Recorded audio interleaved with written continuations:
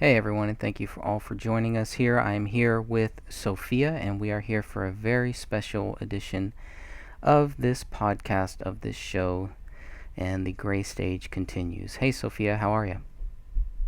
Hello, how are you, Greg? I'm doing very well. It's not bad. Today is September 26th. It is about 6:15 p.m., and we are live here on the Gray Stage YouTube channel. So I'm going to just briefly share this link here in case anybody wants to join us. Let me go ahead and make sure that we are live. Alright, let's see. It looks like we are live here. I just want to make sure we are because I'm not seeing it on my own channel, but that's okay. That happens sometimes. Yeah, I'm not seeing it.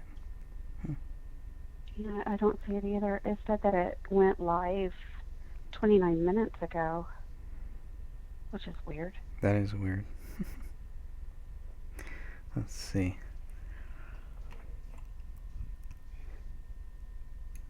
And it says it's starting.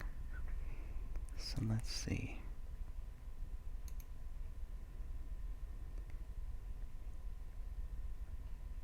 Yeah, streamed live 30 minutes ago. What the heck? Alright, I'm going to check this while we're looking at that.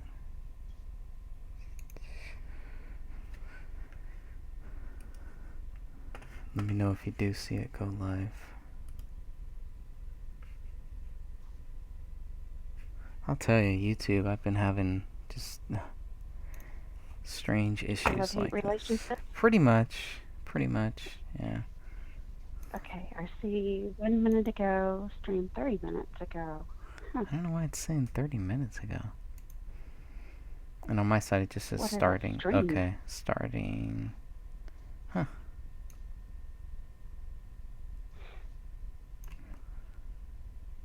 Pretty odd. At least it's green now. It was yellow, so that's... I think that other one might be throwing it off somehow. Because I have the scheduled one. Possibly. Okay. So that sucks. I might have to get rid of the scheduled one and then restart this. I'm gonna stop this stream. Okay. Alright, we are now starting the stream, the Gray Stage live stream on the Gray Stage YouTube channel. I am here with Sophia. Hope everybody can hear me, can see me. The date is September 26, 2019. And we're going to give this a few seconds here before we get going. But I do want to say hi to Sophia and thank you very much for bringing this to the table here. I think this is going to be an interesting topic that you've chosen. What made you want to choose this one while we get going here? This has bugged me ever since it was brought to our attention. It just didn't sound like Camille, and it's written in first person and it goes to third person and first person again, and then come to find out that much of the information that is written in this journal was actually taken verbatim from several articles regarding the book. Oh gosh, I can't remember the name of the book now, right off the top of my head.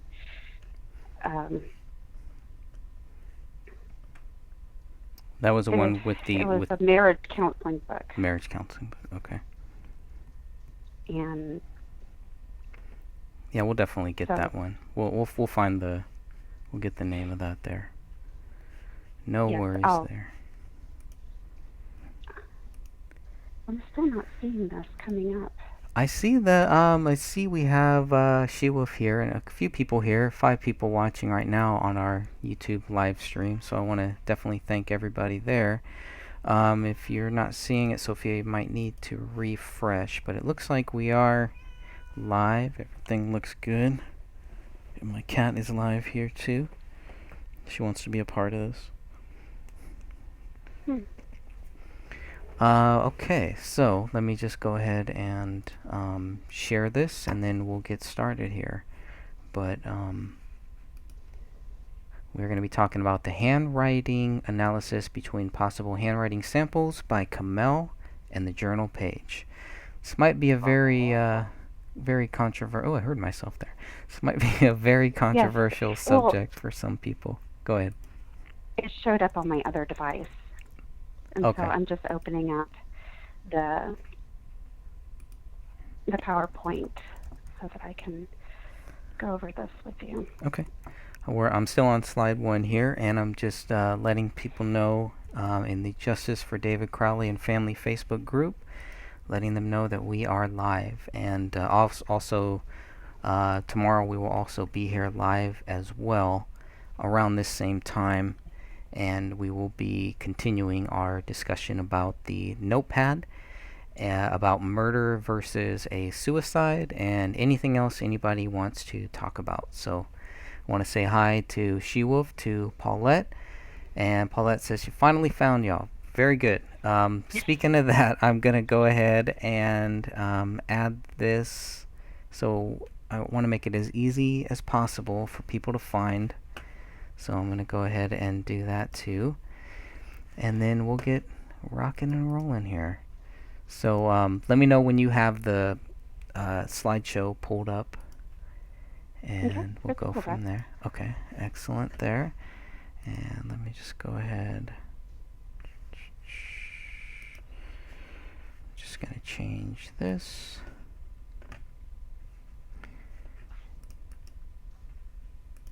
Paste that there. Okay, so we are on slide 1 here, handwriting analysis between possible handwriting samples by Kamel and the journal page. Okay, moving on to slide number 2. Graphology. I have to be honest with you, until I saw this, I had no idea what this was. So this shows how little that I know about anything to do with the study of handwriting. Graphology is the study of handwriting, especially when regarded as an expression of the writer's character, personality, abilities, etc. Graphology is extremely telling, and many job interviewers will use this technique. They train CEOs of companies, human resources. They even use it in the court of law too. They'll use it for all types of cases, whether it's fraud or civil cases. I mean, just all types. It's really, really huge in Canada. In fact, I've been listening to a lot of lectures with a gentleman who is based out of Canada, and he will travel to the UK, to Scotland, to Ireland. He's teaching everywhere, and he's really amazing. But I watched his lectures, but that's not who I used in regards to analyzing the journal pieces and her handwriting. All right, we're looking at slide number 3 here. Journal page, print writing. Go ahead and, do you want to, if you can see this, if you can read this out here for us. Generally, people who print have put up barriers to keep the world from getting to know them. They do not easily express their inner feelings, or innermost feelings, excuse me. People who print take longer to experience intimacy and tend to have a strong external protective mental shell that is often seen as confidence. Confidence, right. Sorry, I misspelled that one. That's okay. I apologize. Now it is estimated that over half of the men in the U.S. prefer to print than write in cursive. And as you notice, with the example that I showed, the journal page they're using print writing. And you'll see that most of it is printed, and then you'll see some words and letters where they use a cursive mode or they kind of go into that cursive mode. Mm-hmm. And so that is literally called print writing. And that's all I do. I can't remember the last time that I wrote in cursive. And really, it's like, because when you're writing, especially if you're trying to capture your thoughts or something, you're going to write fast. You know, if you're really trying to think it out, I don't know, at least for me, it's just more natural to just do print writing than to do cursive. So I generally don't agree with stats, but I think this one is, I would fall into that stat. And that's why in our other phone call that we did, I asked the men that were on the call if they wrote in cursive or if they printed, because I was trying to actually test what I had learned. And so it's just a little interesting thing. Yeah, it is. Okay. Go ahead. My handwriting is illegible because I just have bad arthritis. And okay, my cursive is horrible. Yes, I can relate to that. Okay, so right now we're looking at one of the pages, right? One of these journal pages of Kamel. Mm-hmm. It's a little blurry, but I think we can make out most of it. We don't actually know that this is Kamel's. We were told it was. But right. It's right. just, for this analysis, I call it the journal page. Okay, the journal page. And this was found, this was found with the other evidence items, right? No, this was given to you by Natasha. Okay. The first part is from the journal pages. And then the second part of this video will go over Kamel's possible handwriting. Okay. So what do you see here? Tell us about this page. What stands out to you?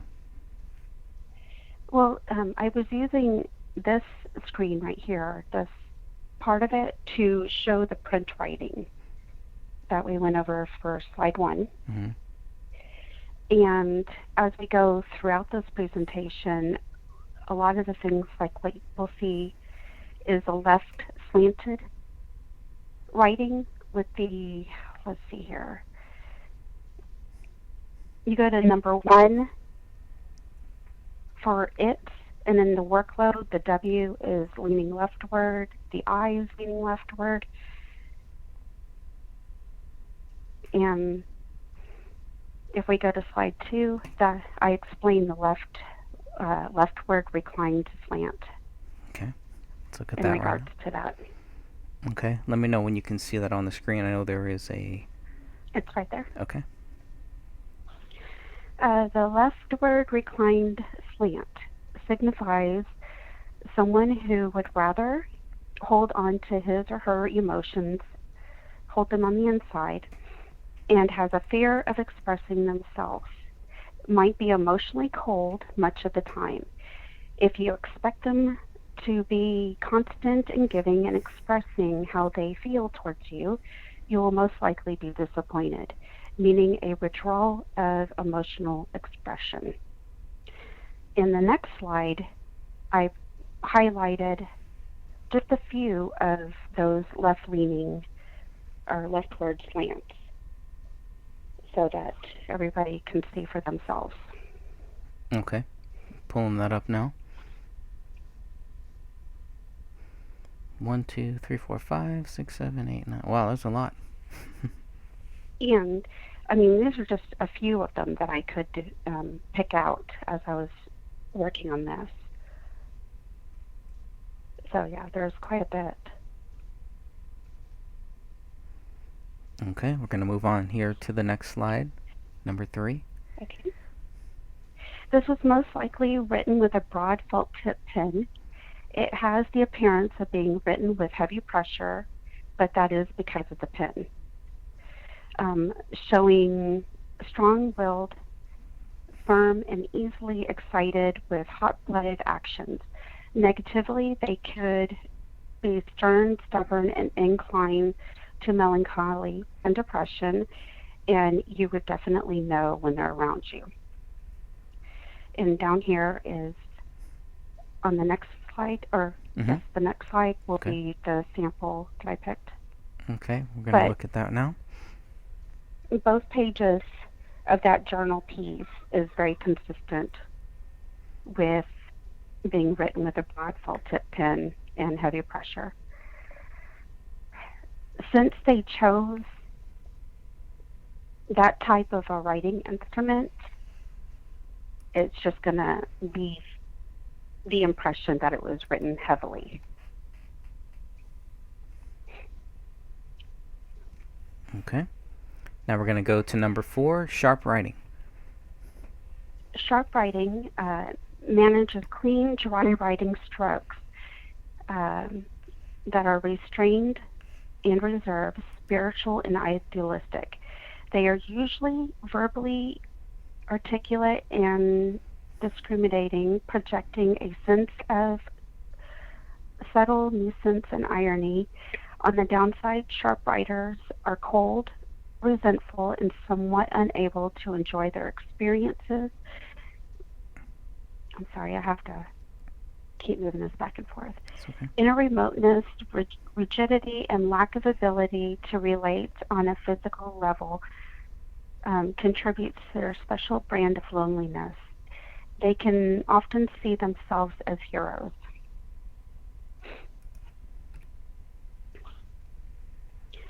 And the slide right after that is another sample of the journal page.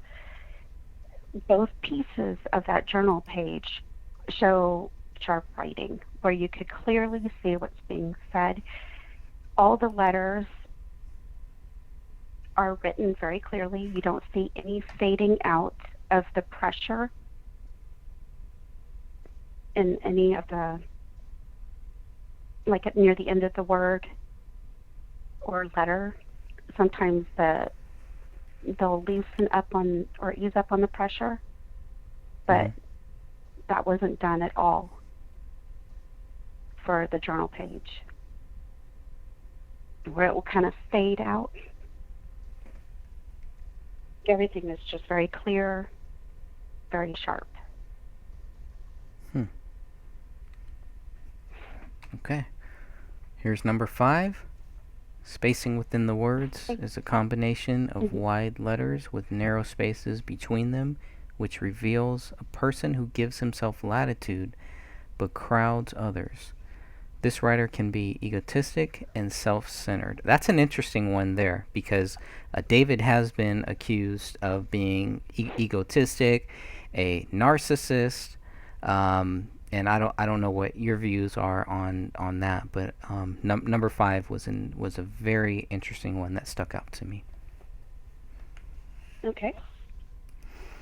Now, it is true. They have accused him of that. Now, I do want to say that I don't believe that that's true. I want to make that clear that I don't believe that, but I don't know him either, so I can't really say. But just on the little that I've looked into it, and based on the speakings that I've seen David Crowley do, I don't know. I just don't see it. That doesn't mean that it's not there, but it's just I just don't see it. If he was narcissistic and egotistic, he wouldn't ask his wife, "Do you mind if I record this?" And he's sounding all concerned for her during the whole rapture recording, as he's trying to think and replay what happened. He asked her in the very beginning, "Are you okay? Do you mind if I record this?" And I just don't see him asking that if he was self-centered, egotistical, and narcissistic. He seemed more concerned about her well-being. Yeah, I mean, and when people are like, "Well, how come he was recording her?" Like this was there was something going on here. And whatever your view is on, the spiritual, on demons, anything like that, from what they were talking about, if you really listen to what they are talking about, they're talking about something um, that is bothering them. If a physical presence, whatever you want to call it, there's something there. That was my view on that recording. I don't think David was doing it to make his wife look crazy. I think he was doing it to just document something that is like, totally strange and totally out of left field, and something that a lot of people don't ever really want to talk about. So I don't think he was doing it to make her look crazy. I think it was used. I think in Eric Nelson's Sloppymentary, I think that footage was used to try to make Kamel look crazy. Not necessarily to make David look crazy, but to make her look crazy. And it just goes back to the fact that I don't think that either of them were crazy. Because even when they are talking about this, to me, they don't sound crazy. They sound like people that are trying to work through it, that are really trying to figure out what the heck just happened here. And that's when you got to ask yourself, are they being targeted? Or at least Kamel? Like a targeted individual? For her to be experiencing something like that? And crazy people do not question if they're crazy. They just live in their own little world. They don't question, hey, I feel like I'm going crazy. They don't say that. Right. And she had no problem wondering that, which is what anybody would actually wonder. Come on. Of course, that's a natural thing. But like you said, that doesn't mean that the person is crazy. Usually means that they're not. But number 6 here. Spacing between words. Need to maintain his distance from social contact, either due to an inner need for privacy or to a tendency towards isolation, sometimes reinforced by difficulty in communicating with others. And on the next slide, where I put an example, you'll see large spaces between the wording. Mm-hmm. For instance, let's look at, there's like a little arrow bracket where it says, so I looped with this by the Ed McMahon syndrome. You'll see very large spaces. And then the words are scrunched together.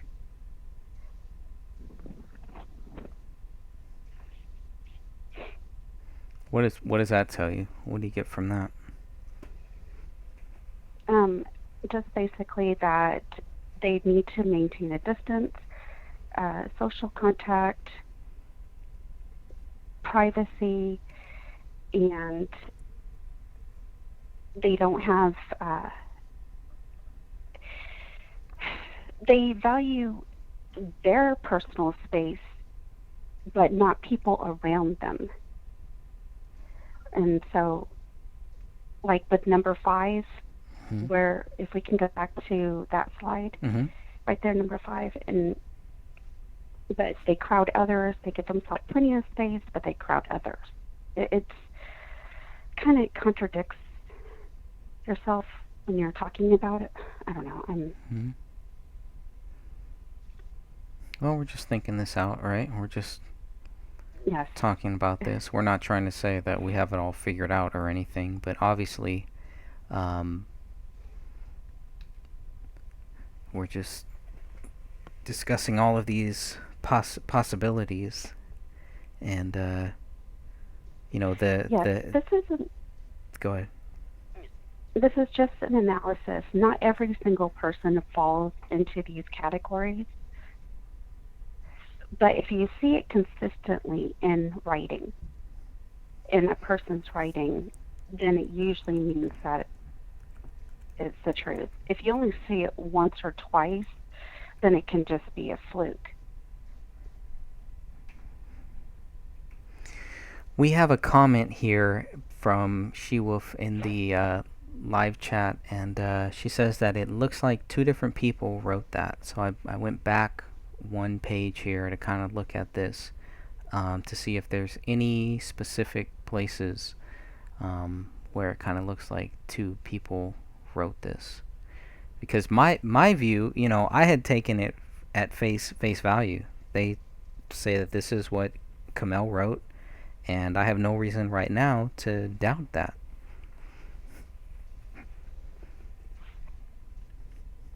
It does in some places. Like the first page looks like it was written by one person. The second page, to me, looks like it was written by a totally different person. Some people have even said that it looks like 3 different people wrote this. I honestly do not know And about that's that one. I couldn't see that.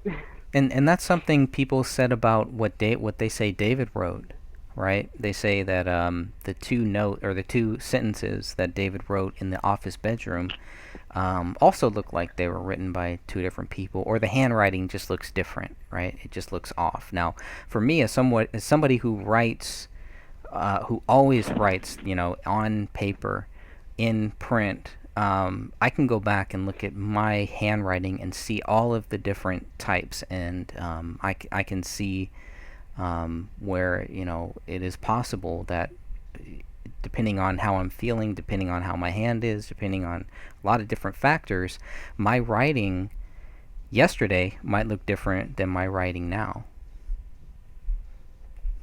Okay. And that is true. I've noticed that with me too, where like one day I'll feel more artistic in handwriting, or at least I used to. And so I'll kind of make some letters bigger and more flamboyant, and then the next day it's just like I'm in a rush, blah, blah, blah, just get it done. I think it has to do with your mood too, depending on how much time Okay. you have. Okay, next. All right, we're looking at number 7 here, low T-bar. Mm-hmm. The low T-bar, shown by the T-bar cross, which is the little slice that goes across the T, and low T-bar shown by the T-bar crossed very low on the stem. This person fears failure, resists change. He or she is rarely successful enough in his own eyes despite his accomplishments. They are too hard on themselves. And the next slide, you'll see, and I'll point out where the low T's are. Okay. Give it a second here. Okay. There you go. We look at, what is this word?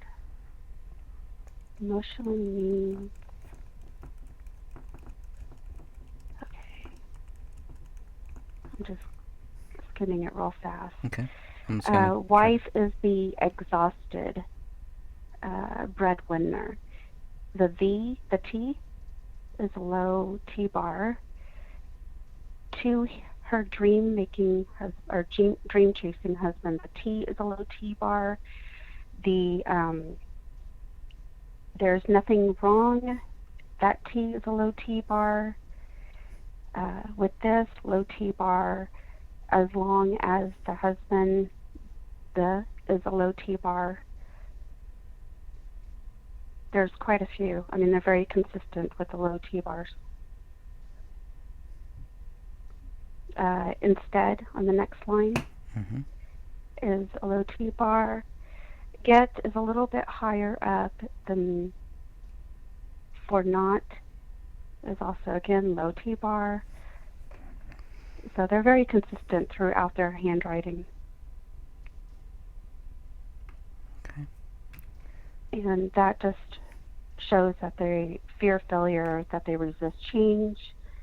They barely see themselves as being a successful person.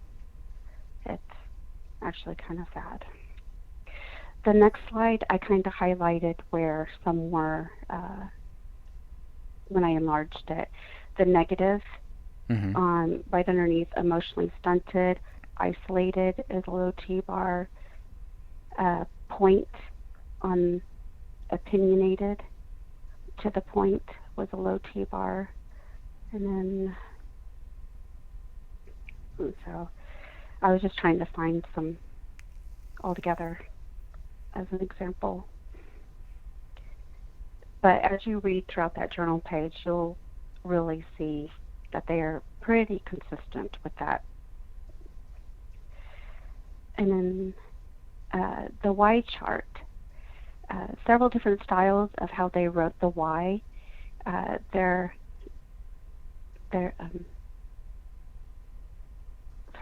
There is loner, which is just the Y, and there's no loop at all. It's just a straight stick figure loop. I mean, it's a stick figure Y, I'm sorry. And it's considered like a loner with no loop. It just means that they're psychic frustration and socially selective in their personality. Okay. And if we go to the next slide, I highlighted those Ys and the stick figure Y without the loop. Okay, let's look at that. It's in maturity. And then the next one, there's no loop whatsoever in these Ys. In the maturity, okay, and the your, and then yourself. And But I missed a couple. Yeah, in really and naturally, those look kind of curved, right? They are, but there's no loop whatsoever. No loop. I gotcha. Okay.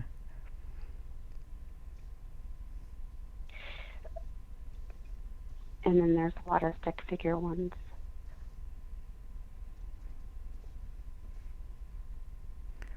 It's almost like, yeah, I mean, it's interesting. And we're dealing with print writing too, so it's kind of hard to do a lot of the graphology analysis with the garlands and things. That would have been much easier to do an analysis on. And the garland is, what is a garland again? This is all a garland with cursive. It will look just like if you put like a Christmas tree garland up, or when you're decorating your house and you do the wavy loops. And that's when you do cursive, it looks like a Christmas garland. And that really tells a lot about a person's personality. And with that, you'll also see the loops of the Y's and the G's and F's and the J's. Just it will tell a lot about a person. Whether they're very open, closed, that kind of thing. Okay, the next one, 2 different capital I's that were printed, clear, constructive thinking, independent, and a desire to stand out. Then the stick figure I, very independent, culturally aware, and mature. The lowercase I, most of the lowercase i's has the dot off to the right side, which shows impatience, just that they weren't patient enough to go back and dot directly above. And I tried to highlight these, but there was a lot of them in this writing. Yeah, I can see it. Looking at some of those.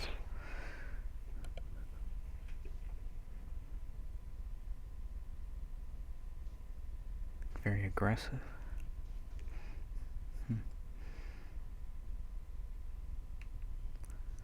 Okay, we're going to go here to number 10.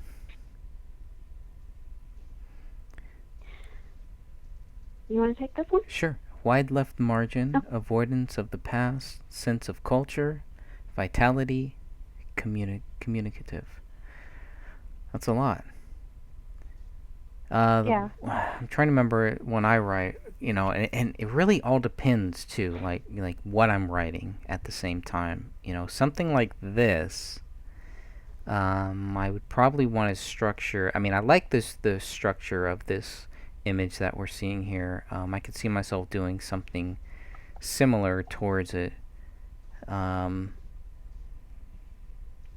the Ed McMahon syndrome, the whole underlining. I don't know if we've touched on that or why that was underlined. Why some of these things are underlined, not just underlined once, but underlined twice is what it kind of looks like, or a back and forth. But to me, this kind of looks the avoidance of the past. Okay, explain to me the connection with the avoidance of the past. What is a connection with the wide left margin there?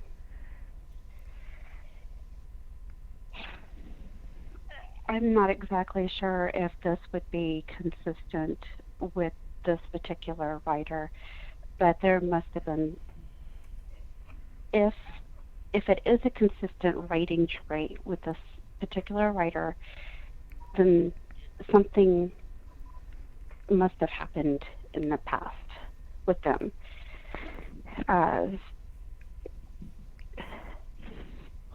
It could have been just something tragic. It could have been some type of abuse going on. It could have just been something that they do not want to focus on anymore. They want to sidestep it. Sorry, I was letting my cat in. Sense of culture. That was another one too that I was like, I don't really know if I understand what it means by sense of culture. Any clarification on that?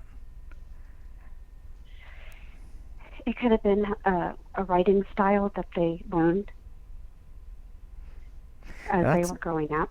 Yeah, and that's an interesting thing because they lived in Saudi. They were born in Saudi Arabia, Kamel and her sister and her family, and then they moved to Pakistan, and then from Pakistan they moved to Texas.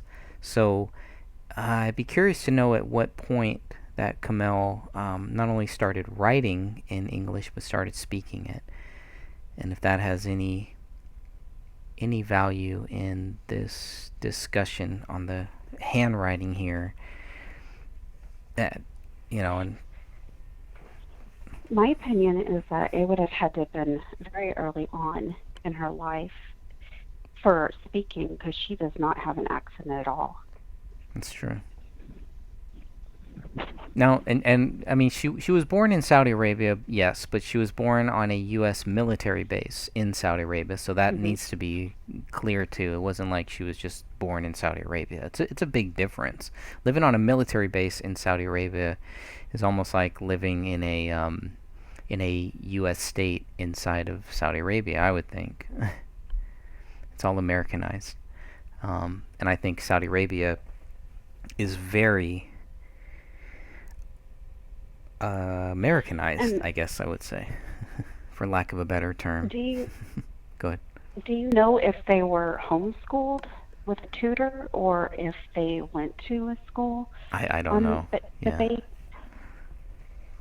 Because if they were, if not just Natasha, but if Sidra and Kamel were taught by the same person, their writing styles would be very similar. Interesting.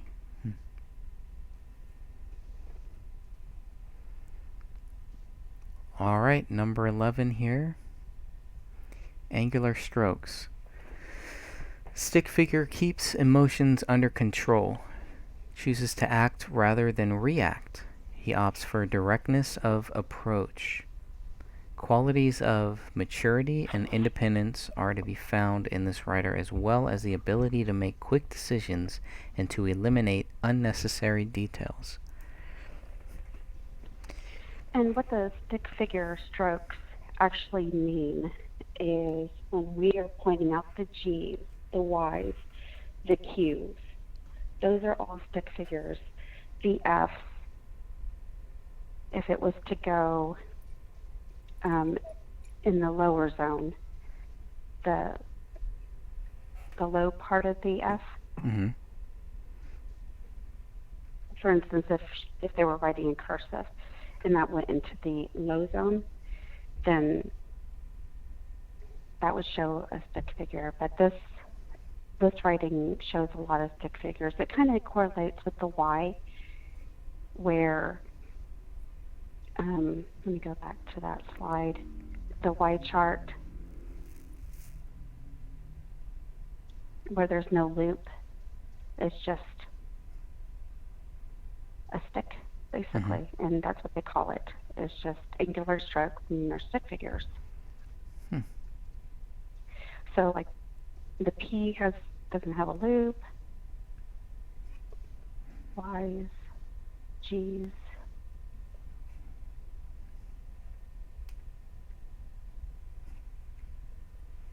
Okay.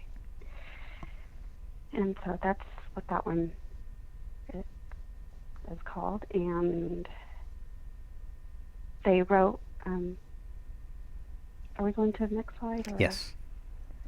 Okay. I'm going to 12. Okay.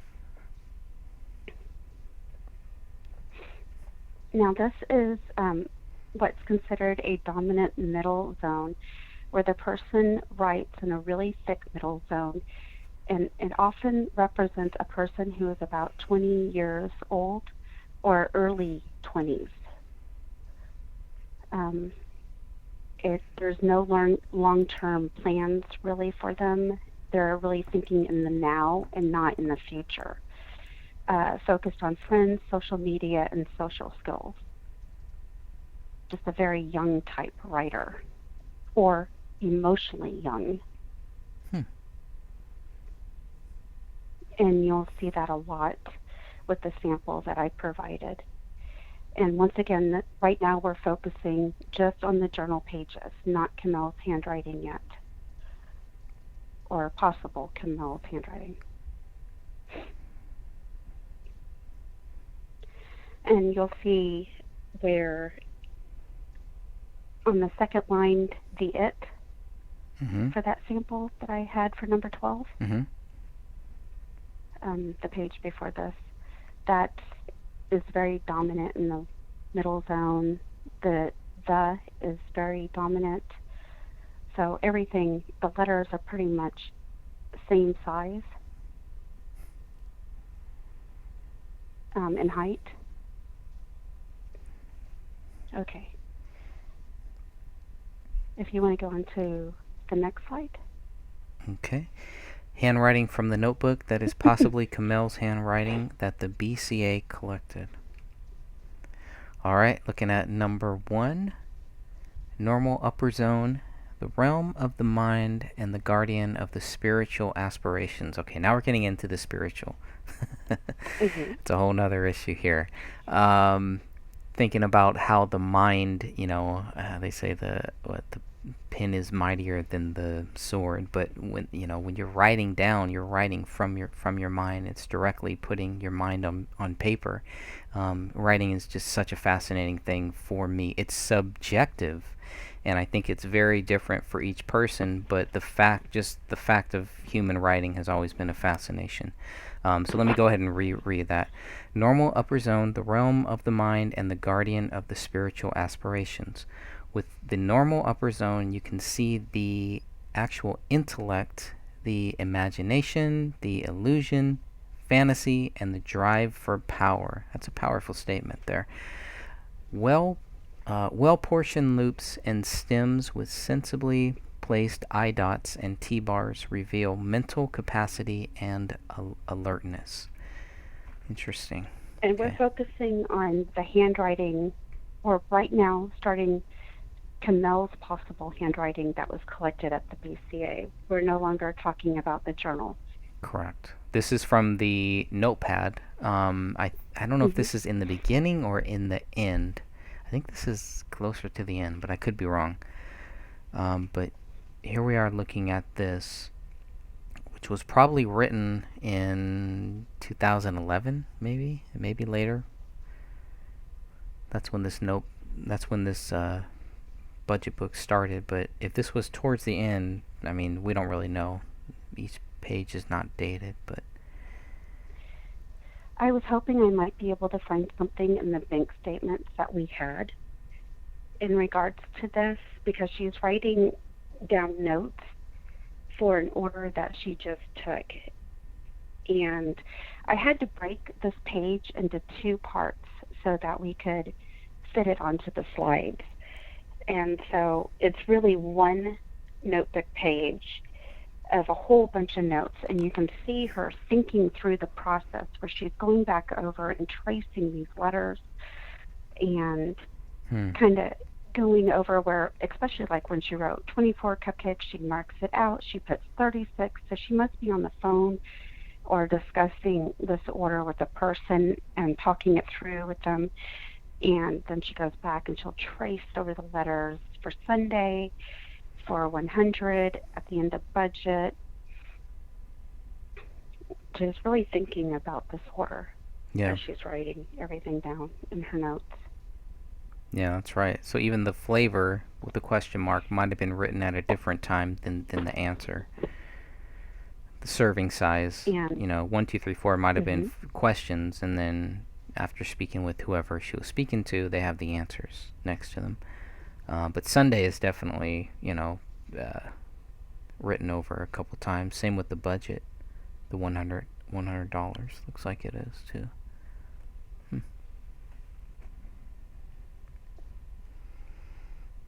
It's an interesting name too. Actually, I'm gonna go back 1 second. Noah's Ark. Be Noah's Ark. That's just I don't know. It's just there is a, the more that I research this case, there is a spiritual tie. There is a Christian tie to this. I did not realize until recently that the college that Kamel went to, I think it was Baylor, was actually it was a Christian college. So unless I'm wrong with that, when Kamel was in Texas, unless I'm wrong or something, when she was in Texas, she was going to a Christian college, which I found fascinating, if true. Anyways, yeah, we're looking at number 2 here. Gonna go ahead. The normal middle zone. This is the zone that shows that the writer thinks of herself and her role in life, and how she can be expected to project the self-image onto others is expressed in the middle zone. This area reveals the quality and consistency of effort towards the conscious pursuit of goals. Middle zone emphasis is upon social and work, and shows actual progression into the environment. Medium height and well balanced with other zones and well-formed letters indicate a wholesome self-confidence and sensible adjustment to life. And see, that sounds completely different than that journal page. Like a totally different person, where they wrote in the dominant middle zone. And you'll see, like, the S is the upper zone. The flavor, of course, the O in flavor would be higher than the rest of the letters. Everything seems very consistent for the different zones. Date, time needed. You'll see the large N, the capital N, and then the smaller letters. Again, Sunday, budget, all the letters, they seem very consistent. Normal upper, very consistent middle zone, except for the budget, where that one didn't go all the way into the lower zone, the G in that. But that just could have been because she was thinking and writing fast. Okay. Let's go to number 3. Okay. And once again, we're talking about the zones. We're talking this time about the normal lower zone, or the OZ, which is below the level of consciousness. Inborn biological drives instinctual urges for security and satisfaction and marital demands jostle here with unacknowledged memories and experiences from the first hours of life. In our culture, this powerful realm of drives and sensations is the most private. And I chose a different part of it's the same part of the notes that she was writing. This is just the lower part.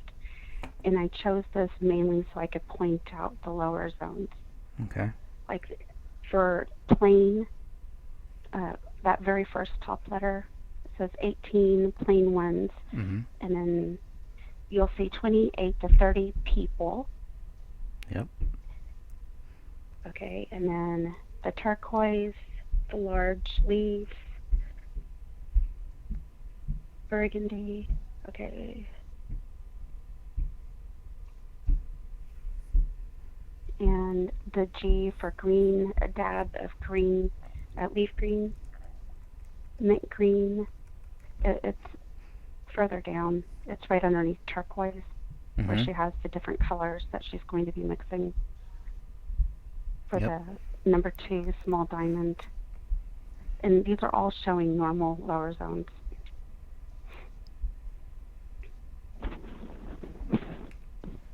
Okay. Move on to number 4. You want to take this one? Sure. Okay. Wow, this is a big one. The vertical writing, or the AB slant, with the normal slight inclined slant. Vertical writing is a type of head-over-heart emotional attitude. She is open to the experiences of the moment, but her responses are cautious and considered. Her emotional expression is under control, and the manner is under demonstrative and independent. This person could make a great leader or contented loser. Wow, that's powerful right there. Okay, we'll come back to that one. The person is self-interested and asks, what can this situation do for me? This person will appeal to judgment rather than to emotion. We know Kamel was very scientific. Often a great deal of personal magnetism and a dry wit that is quite attractive. Now there is a slight natural incline to some of her letters. This shows that the writer is normally sensitive and emotionally healthy, but modest with responses. Again, sounds like Kamel to me. Judgment and logic rule, yet more sympathy and compassion are expressed here than in the vertical slant. And this is very, very different than that left-leaning slant from the journal page. Right. It's more of a vertical. And I included both parts of the of that notebook page. And if you go through the notebook that the BCA collected, you will notice that all of her handwriting has a vertical, it's very vertical with a natural incline to it. And the samples of her handwriting throughout the household, also in the photos from the crime scene, and also what the BCA took photos, there's several different sets. All her examples of handwriting are throughout the house. They're on pictures, little stickies, on a filing cabinet, it's on the refrigerator, and all of it shows vertical writing. Which you think is different than what is shown in the in that journal page? In the journal. Could that just be because it was written at a different time? Different time in her life, and when was that journal page written? Do we know exactly? I don't think we know.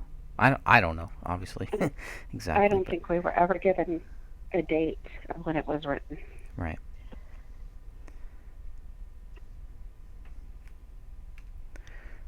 Okay, let's move on here to number 5.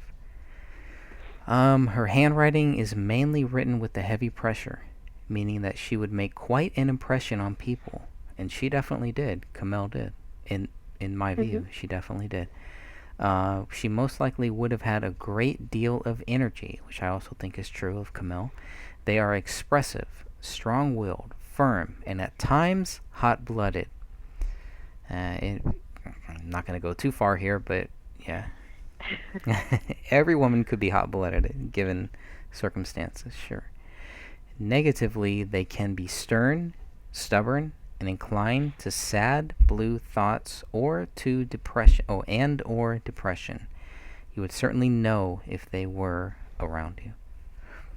So she had a presence, right? I don't think there's any Hmm. doubt that she had a glowing presence, and I think Kamel is one of the more um, positive aspects of this whole case.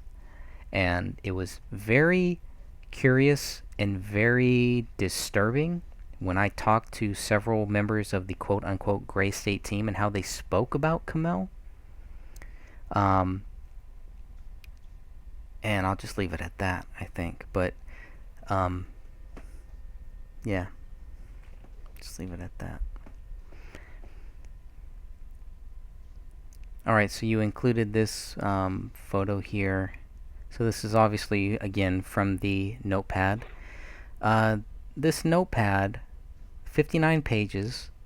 It began as a budget book, and I believe this is towards the end of that notepad, and it ended as more of a recipe, more of Kamel's book, which made it weird that I mean, there's some of David's stuff in here too. But when this notepad was opened up, somebody opened this up with bloody fingers, right, with blood, opened it up and decided to write 2 notes onto this notepad. That began as an 80-page notepad, front and back, but when the police found it, it was only 59 pages. So again, nothing that they found shows motive, and nothing that the police found or nothing that they've ever found has shown why they think David Crowley is guilty. Correct. And even though I only included one little sample, you'll notice as you look through the BCA, that notebook collected by the BCA, Mm-hmm. or through the photos of the crime scene, that what we discussed tonight is very consistent in regards to her possible handwriting. And I have to say possible because even though it seems kind of, sorry, I mean, it to me, unless Rainey was very grown up, I don't think she would be making these types of notes. And it was at the crime scene. David and Kamel lived in that house. You would think, okay, well, that's got to be Kamel's handwriting. But we got to say it's possible until somebody tells us differently that it wasn't Kamel's handwriting. Correct. And the police even say possible handwriting. Right, because they didn't bother to do the test that would show that it was or that it wasn't, for whatever reason. Correct. Which is a whole nother issue there, but basically, they do not know who wrote anything in that house. They're just guessing. Okay. Correct. All right, number 6 here. Larger than life-size handwriting shows the writer's need to make an impression, to be observed, to win recognition. They act with boldness, enthusiasm, and optimism. Well-balanced spacing always gives evidence of the writer's social maturity, intelligence, and inner organization. She was able to deal flexibility and objectively with herself and with other people. Normal spacing between the lines on the page gives clues to the orderliness and clarity of her thinking and to the amount of the interactions that she wishes to have with her environment. Normal spacing has its own personal harmony and flexibility. And I chose several samples. Okay, let's look at that. Looking at the buttercream versus SMBC. I'm not sure what SMBC is. Best vanilla recipe. It's a type of frosting. Okay. Best vanilla recipe. Get the best red. How to make a fondue bow. Ooh, that's difficult. Fondue. She was very gifted. Yeah. She was a very gifted cake maker. I've seen some of the cakes that she made, and it's very impressive. They're gorgeous. They are, and you have to, you got to be very patient. Chefs know that. And anyone who does any type of cooking, especially baking, you got to have some type of patience. You got to have tolerance. So. The next sample, I took this one off of the refrigerator. There's a photo in both the BCA photos and the Apple Valley Police photos of the refrigerator. And what I did was I cropped it where she wrote, "David, ooh, you make my heart squeak." And once again, you'll see where everything is very larger than life. Yep, we're looking at that.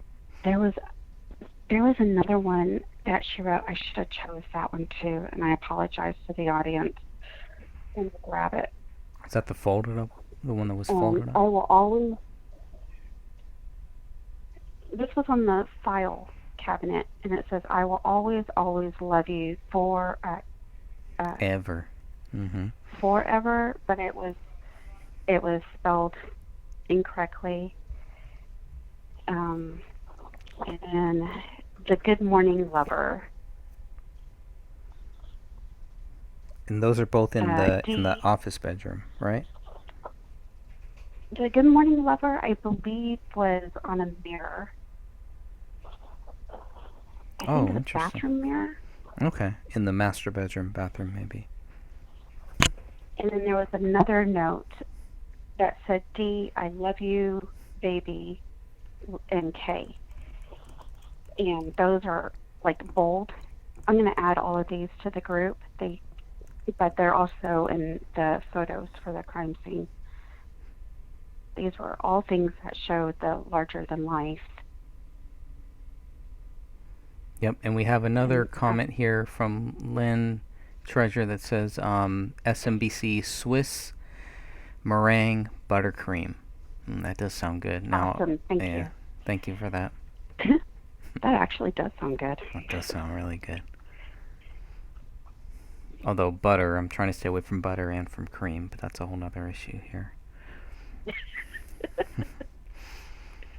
But David, oh, you make my heart squeak. This reminded me of that song, Wild Thing. You make my heart sing. It's kind of that type of thing. And they were heavily writing notes to each other, and I know that's been a big issue.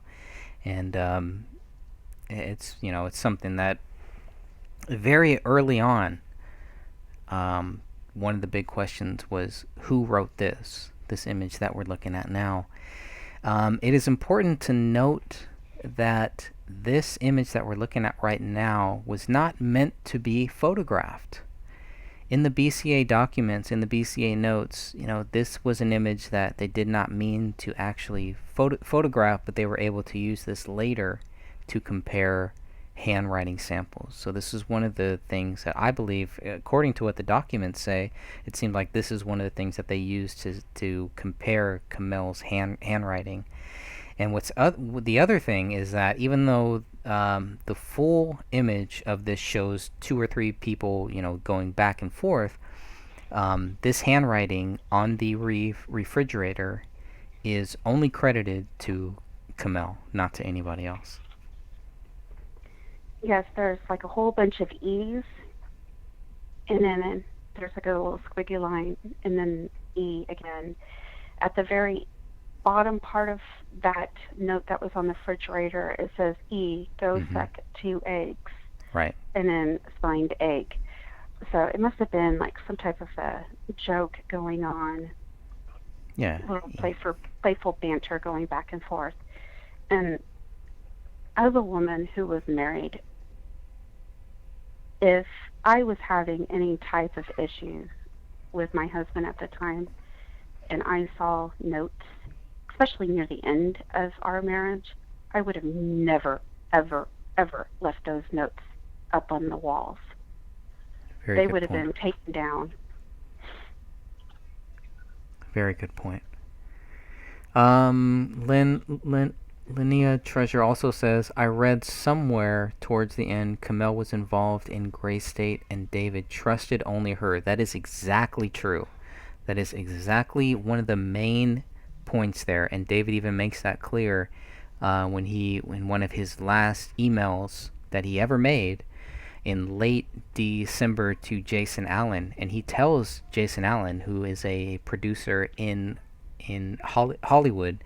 Jason Allen is actually part of the Directors Guild or something like that. So, but anyways, David tells him that it's just me and my wife, and they were in the end they were the only two. David and Camille were the only two that were working on making Gray State into a TV series. There were no other Gray State team members. Nobody else was involved with it to that point.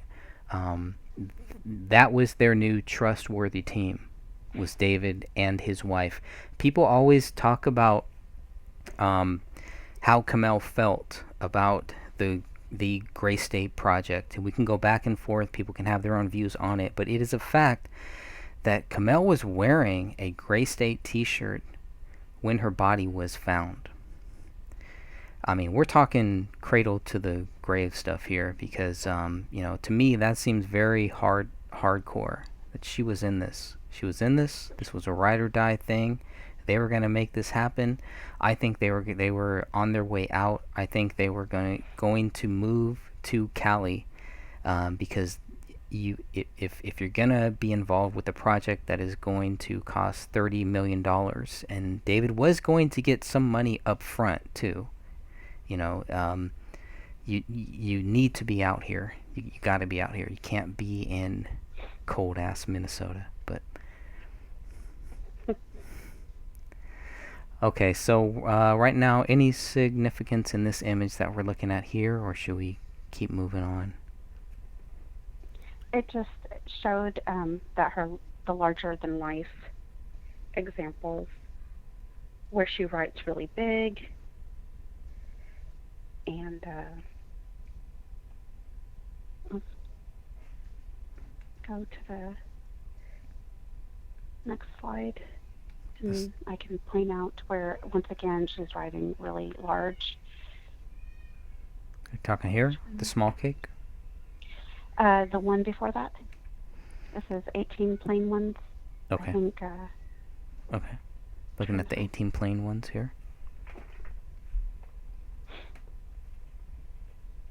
And you'll see just very large writing within the lines for the plain ones.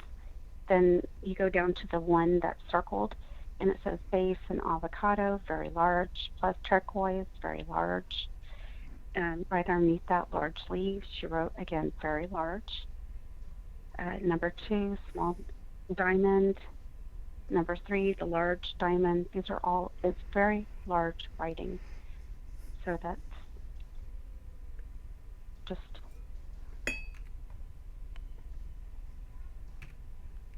showing that she was what it said in number 6, larger than average size handwriting. Okay, so we're at number 7 now. I need to be able to read this all together. Let me click out of the live chat. How dare you? I'm sorry, I That's have to be okay. able to read it. That's more important right now, sure. Sharp writing manages clean, dry writing strokes, are restrained and reserved, spiritual and idealistic. They are usually verbally articulate and discriminating, projecting a sense of subtlety, nuance, and irony. On the downside, sharp writers can be cold, resentful, or somewhat unable to enjoy their experiences. Inner remoteness, rigidity, and a lack of ability to relate on a physical level contribute to their special brand of loneliness. They can often see themselves as heroes. Now, we see the sharp writing where it doesn't really fade out or it's not wider at the end of the letters. And is that on And the writing on the refrigerator that you're talking about here? yes, I chose several examples, but all her writings are very consistent with this, Okay. where you can clearly read what she's writing. Right. And I think it's also attributed to the type of pen she was using, which I believe most of it was either like this Sharpie. one This is might the have Sharpie been right here, right? probably a narrow Sharpie or a fine tip. And the next one looks like either a fine tip felt pen or This one looks like an old school big pen. okay, thank you.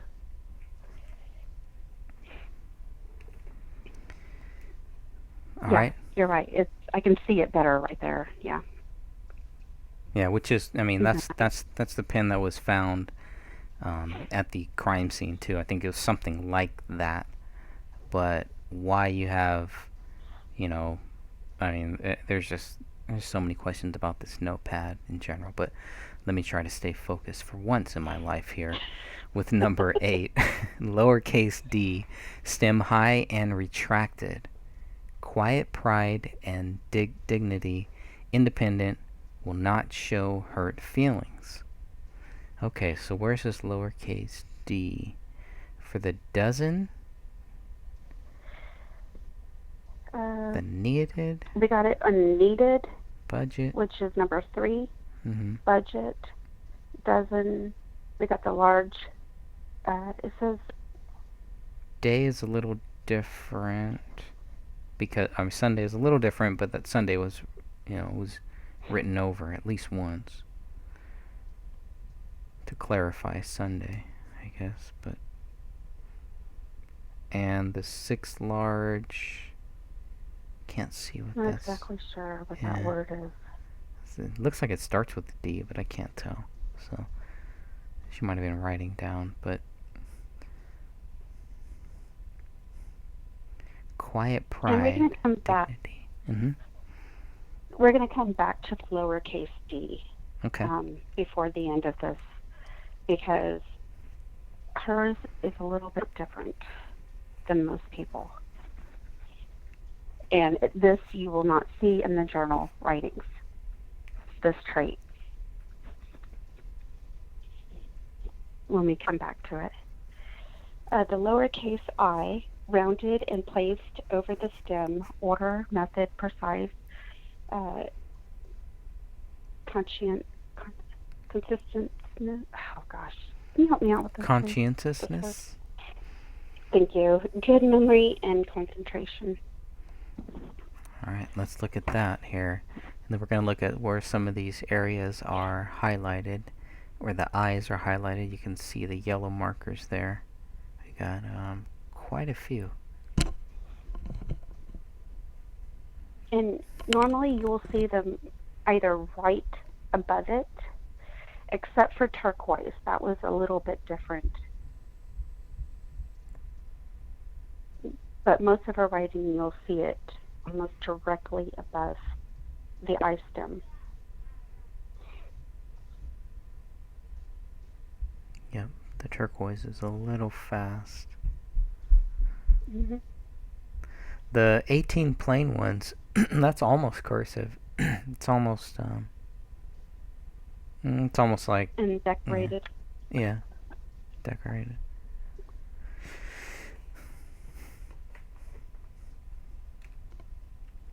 All right. Anything there, or else we're gonna move on to number 12, the lower D. We're going to move on to number 12, and just because she has this trait doesn't mean that anything actually happened in her past. It could just, I didn't notice any other felon's clause in her handwriting samples or possible handwriting samples. So even though she has this, you see this in her handwriting, we are not sure what this signifies. So for the lower D, this is written as a felon's clause. Now, not every person with this formation will necessarily act on such impulses at the time. This person might self-harm, such as tattoos, body piercings, might cheat, habitually provoke others, and show signs of childhood abuse. We know that she had tattoos. We know that she had a nose piercing. We don't know about the others.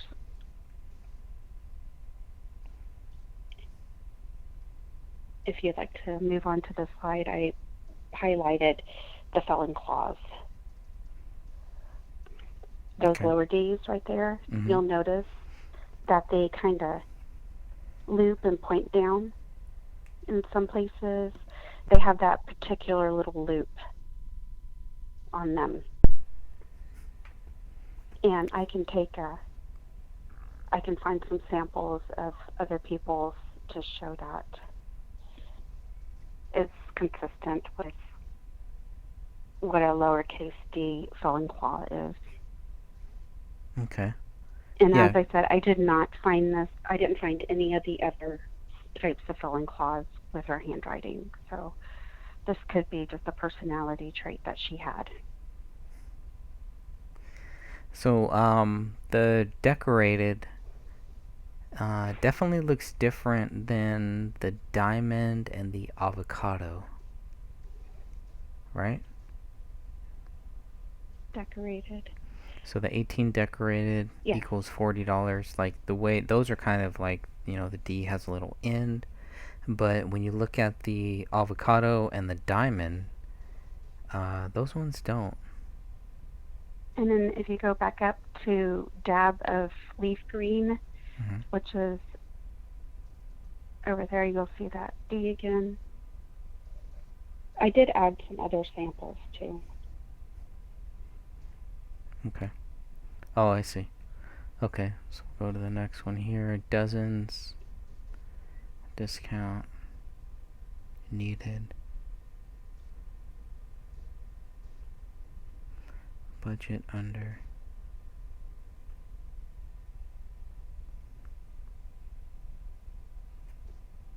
Okay. Oh, wow. We're cursing now. Okay, here we go. Number 8 this here. is an interesting trait. And I mean, what page is this? Okay. Sorry. Canal writing has a F-U-K in her handwriting. What I mean by this is when she's writing a word and the K is not at the beginning, it's in the middle, it's a capital K. And this type of capital K in her writing means that the writer will not stand for any kind of abuse, whether emotional or verbal. She would have told David to go F himself or F off if he ever tried to act that way towards her. Wow. Yeah, let's find some samples of that. Noah's Ark, capital K, at the end, right there. Okay. The And David then, O. and then the one after that, David, you make my heart squeak, another capital K. Okay. The next one is a sample of the budget, another big K at the end of a word. And it can even be like if she was to write make and use the capital K instead of a lowercase, that would also be an example, but if it was used in the middle of the word too. I just thought that was pretty interesting, and that's why I had added it at the end. And now we're going to compare and contrast possible handwriting from Camille versus the journal page.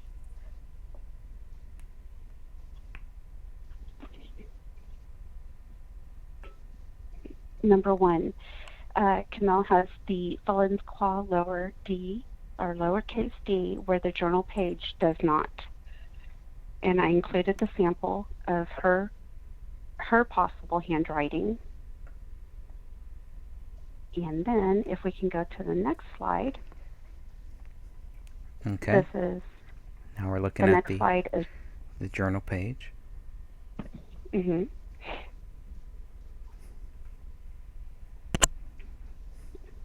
D is not the felon's claw.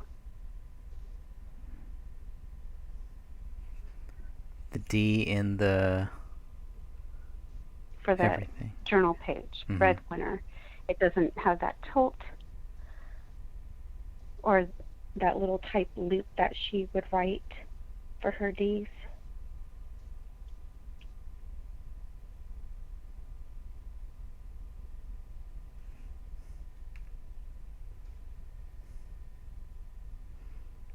Okay. And then the next one, the capital E is a normal E where, for Camille, she would write her capital E as a normal E. The journal page would write their E's at a slant, a leftward leaning slant, and as a Greek E. You see that twice in the journal page. And if we could go to the next slide. Sure. Possible handwriting from Camille. Looking at electricity here. Excel, electricity. And I pulled those from the budgets, but it's not the Greek E. It's not the Greek E. I mean, could this be a fast E versus a slow E? You know, like one... Even so, with that left-leaning slant, I mean, that's extremely left-leaning. Emotionally stunted,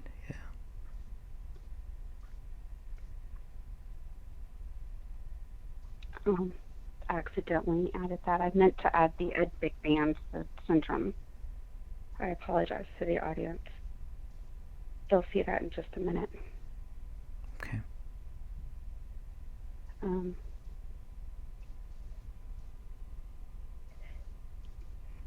Kimmel wrote some of her S's with a loop at the bottom of it, where the journal page does not have the loop. You'll see it in small cakes, securing, size, Sunday, and then we go to the journal page. Okay, I'm going to go there next. And I apologize that last slide, number 3, had some things cut off. That was my fault. I missed that. You'll see that the S's are very open. And you'll also see in the middle where it says Ed McMahon syndrome, and that E is at a tilt, and it's a Greek E. Oh, yeah. I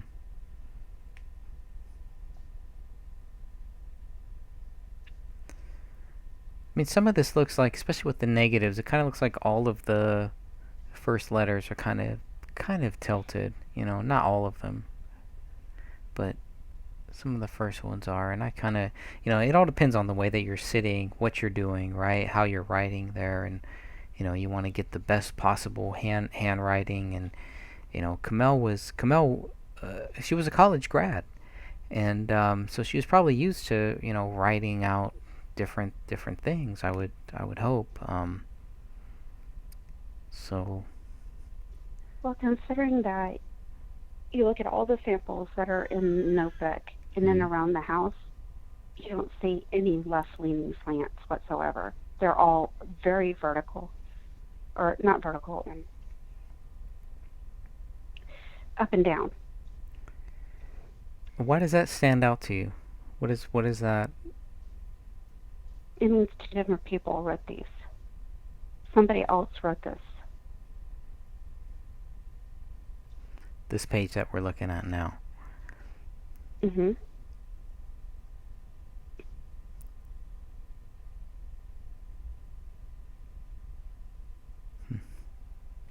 If we go back to her handwriting,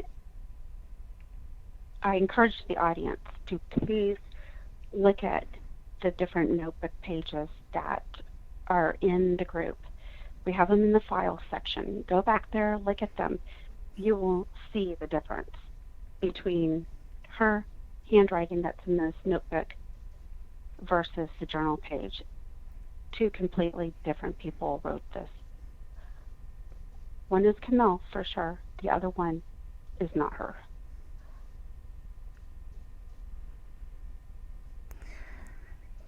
Okay. Let's look at number 4 here. Camille mostly wrote with her D from the top to the bottom. The journal page D was written from the bottom to the top. You see diamond? Yep. Large diamond. Okay. Where there's one stroke and then she does a stroke downwards. Again, a stroke downwards with a loop.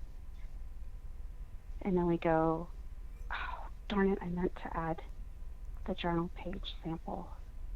Because the journal page, is that the same one yes. with the negatives and positives? Mm-hmm. Okay, all yes, right. Please. We're there right now. Might be a 5-second delay on your side. For the positives, Mm-hmm. for the direct that's up in the positives, you'll see it's a slice down. Then they took it from the bottom and went straight up. For the capital D in direct. Right. Compared to the one that we're looking at now with the small diamond, it's the opposite. In both cases. Even though the difference in number 2 and number 3 is a little bit different, it's still, yeah, I see what you're saying. Top to bottom. And I apologize to the audience for not including that sample. All right. Okay, let's go to number 5 here. Okay. Number 5. Camille mostly traces over her letters, or Camille traces over her letters as she's thinking about what she would like to make notes on. The journal page does not have this trait at all. There's no tracing. If she's thinking about her marriage and the different traits and everything, there is no tracing over. We have several samples of her doing it as she's making notes. Sunday is traced over. Cupcakes is traced over. The next slide shows even more of that.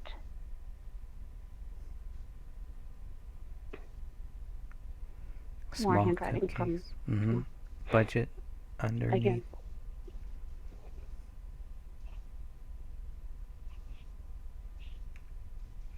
More tracing of her handwriting. Where she's thinking about everything. And then we get to the journal page where you would think, oh my goodness, that trait would be there. We don't see it at all.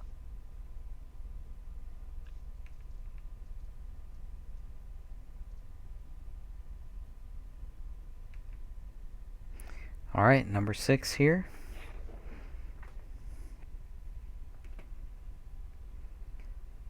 Number 6. Camille writes her V clearly and vertical, where the journal page V and the T especially, or the T and the H especially, are at a left-handed angle and is usually extremely close together, almost on top of each other. Here we go with possible handwriting samples from Camille. The T and the H in Beth, very vertical, spaced. The T and the H in birthday, once again, very vertical and spaced. We go to the journal page. You'll see a difference there. All right. Let's look at the journal page. Where the V's, the T-bar is at a slant for that very top one.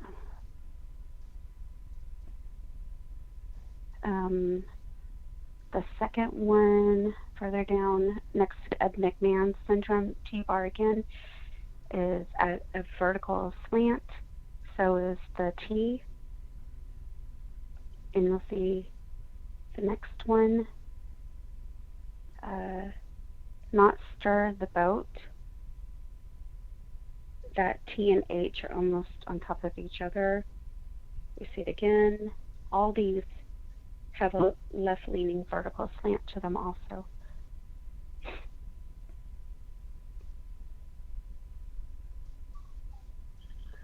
And I included the second page of that journal page.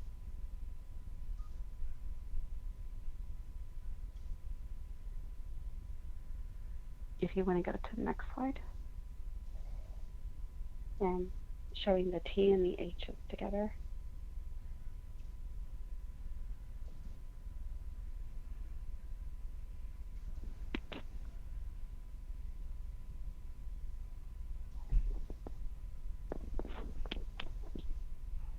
Greg?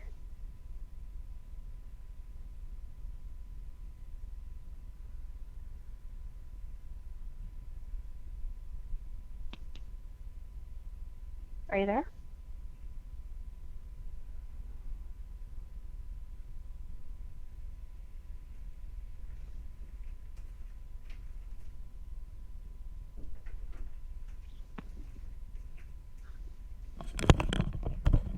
Sorry about that. Okay. Yeah, I'm here. Let me go to the next.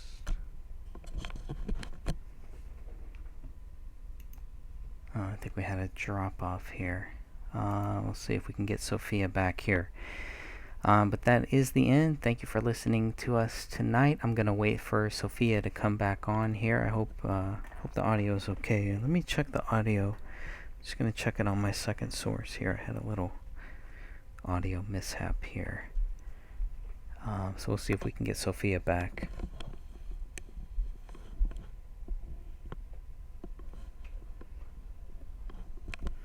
Yeah, you lost me for a second. But I am back. So Paulette's here. Everybody's here. Anybody have any questions, any comments, any concerns here? This is a very interesting discussion. And I'm glad that we had it. Again, my knowledge on, handwriting or anything like that is very, very limited, very very limited. We'll just keep it at that. Yeah. Can you hear us? Sorry. That's okay. Yes, I can. Okay. Yeah, I kind of Okay. did we lose? I don't know who we lost. We lost one of us, but we're here. I don't know. I was talking and I was asking you to move to the next slide, and Yeah, I didn't so hear we're anything, so it must be me. okay. So we're here. We're at the last slide here, and just kind of thanking everybody for joining us. I had talked with She-Wolf and kind of told her this is going to be a very controversial topic because it's very subjective, right? I mean, we're talking about somebody else's handwriting, but we're not scared to talk about this stuff. We're not scared to sit here and pontificate on some of these things and to just kind of say, oh, okay, well, as part of our research, these are things that we have to actually do. And the only difference is we're doing them live, not behind closed doors and not censoring ourselves. We're trying to have real conversations as real human beings about a real serious case here. I mean, we're talking about a case where a United States soldier is accused of killing his wife, killing his 5-year-old daughter, and then committing suicide. That's not something that we should take lightly. Now, I understand why some might want to take it lightly, but the Apple Valley Police Department, this is not something that they should have taken lightly. All of the people that worked with David, all of the people that were gung-ho with everything that David was doing, they were right there. They wanted to be part of it. When there was money involved, you had a lot of people knocking on David's door. As soon as David dies, those people scatter. And we're left to kind of pick up those pieces when David is being added to stats of domestic violence. He's being added to stats that he should not be added to PTSD. I mean, there are so many people who hear a couple things about this case and just think that, well, of course he's guilty. If he wasn't guilty, they wouldn't have made a documentary about it. There wouldn't be so many of these people writing about it. And this journal page was given to us, and we were told that it was Camille who wrote this. But compared to her possible handwriting that was in the notebook that the BCA took from the house, if she wrote it, she either has different personalities or somebody wrote the journal page and it was not her. And I gladly welcome somebody from the group to take this to another person who is certified and have them and do an analysis on the journal page versus her handwriting that was in the notebook. Right. And see what you come up That's with. right. That's right. Because you don't... that vertical slant is very, very significant. For Camille, the left-leaning slant shows a totally different person. That was the biggest giveaway. Now, who wrote it? We don't know. But we were told that it was Camille. The police haven't looked at it. It was never taken into evidence. It just appears, what was it, last year? Given to us by a friend of the family. And we're just supposed to believe that Camille wrote it. Her name's not anywhere on it. David's name is never mentioned in the journal page. They don't even mention that they have a child. Don't you think that that would be something that you would talk about if you're considering your marriage? And the pros and cons? Like a good father? He's a great father? Or, oh, he's too negative towards Rainey. I need to take that into consideration. You don't see it. There's no mention whatsoever of that. It's true.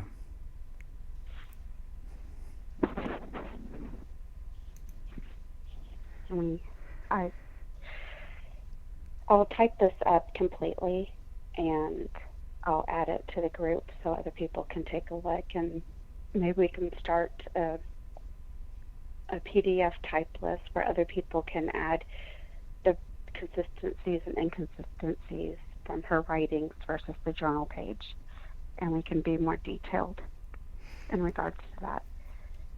But to me, I don't find this journal page as a significant piece of evidence. Yeah, and I would say so too.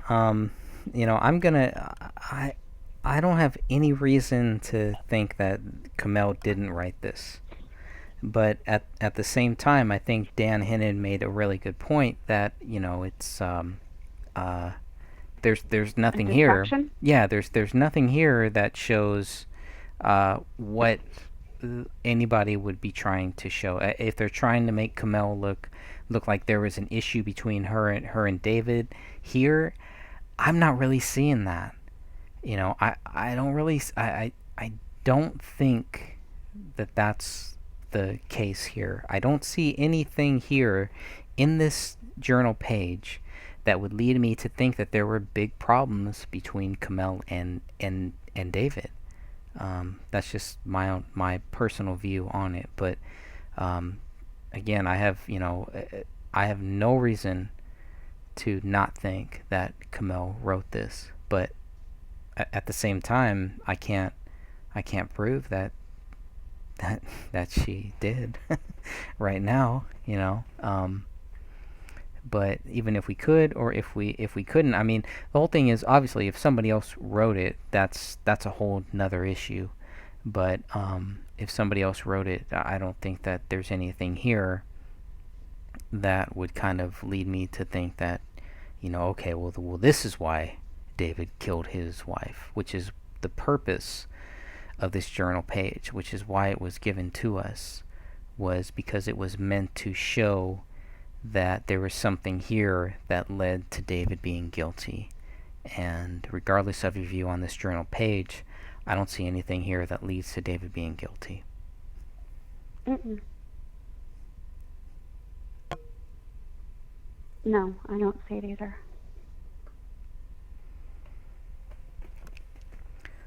And those using it as proof that David's guilty, I don't know. I mean, I just don't see it as proof. No. Only because it's just, we have no idea when it was written, who wrote it. Well, and you would have to discount so many other facts in this case that a lot of people aren't willing to even look at. It's just like, well, just look at this page. Oh, this is it. This answers everything. But you have to discount all of the DNA evidence. You have to discount the fact that they don't know who wrote anything in that house. So many things you have to discount in order to believe that David Crowley is guilty. So when somebody presents a page like this, and I weigh that against everything else that I've researched, um, I just, yeah, this journal page does not help me see why I should believe that David Crowley is guilty. Now, I will say that the person that I spoke to that gave us this, I do believe that she was sincere, and everybody can have their own view on that.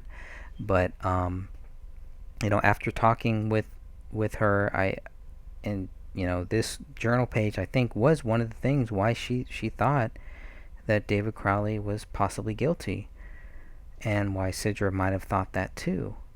I think that Natasha was a little more open-minded when I talked to her compared to when I talked to Sidra. So I do believe that Natasha tried to keep an open mind on this, and I think Sidra was misled by a lot of people. I think she took the word of the Gray State team, and I think that was a big error on her, and she should not have done that. And they tried to seclude her from people like us, from people that were asking questions. So it's a controlled environment. So when I see this, and I'm told that a page like this is supposed to convince us that David Crowley is guilty, and it obviously doesn't. It's just like it's like what you said about what Dan Hennon said. It's a distraction. But we're still gonna call it out as a. Go ahead. Did Natasha ever say when this journal page surfaced?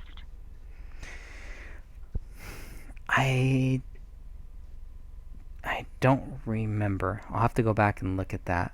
I have to go back and look at when this was, but again,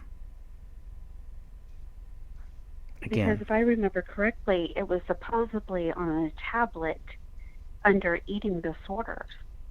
But this is handwritten, so how could it be on the tablet?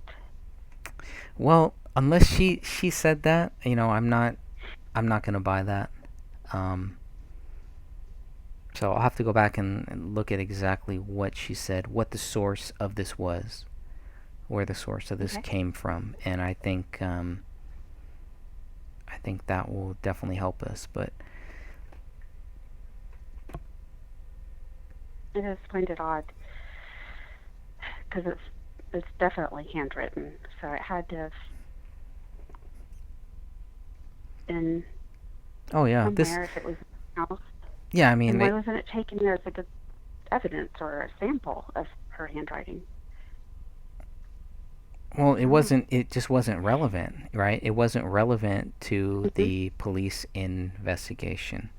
So, and if there's some reason for the police to think that it was, then maybe this page needs to be shown to the Apple Valley police and they can see if there is any relevance here. But when you have people going around saying that there is relevance here and the Apple Valley police say that there isn't, you can make your own choice on, who you're going to go with there. Correct. Absolutely.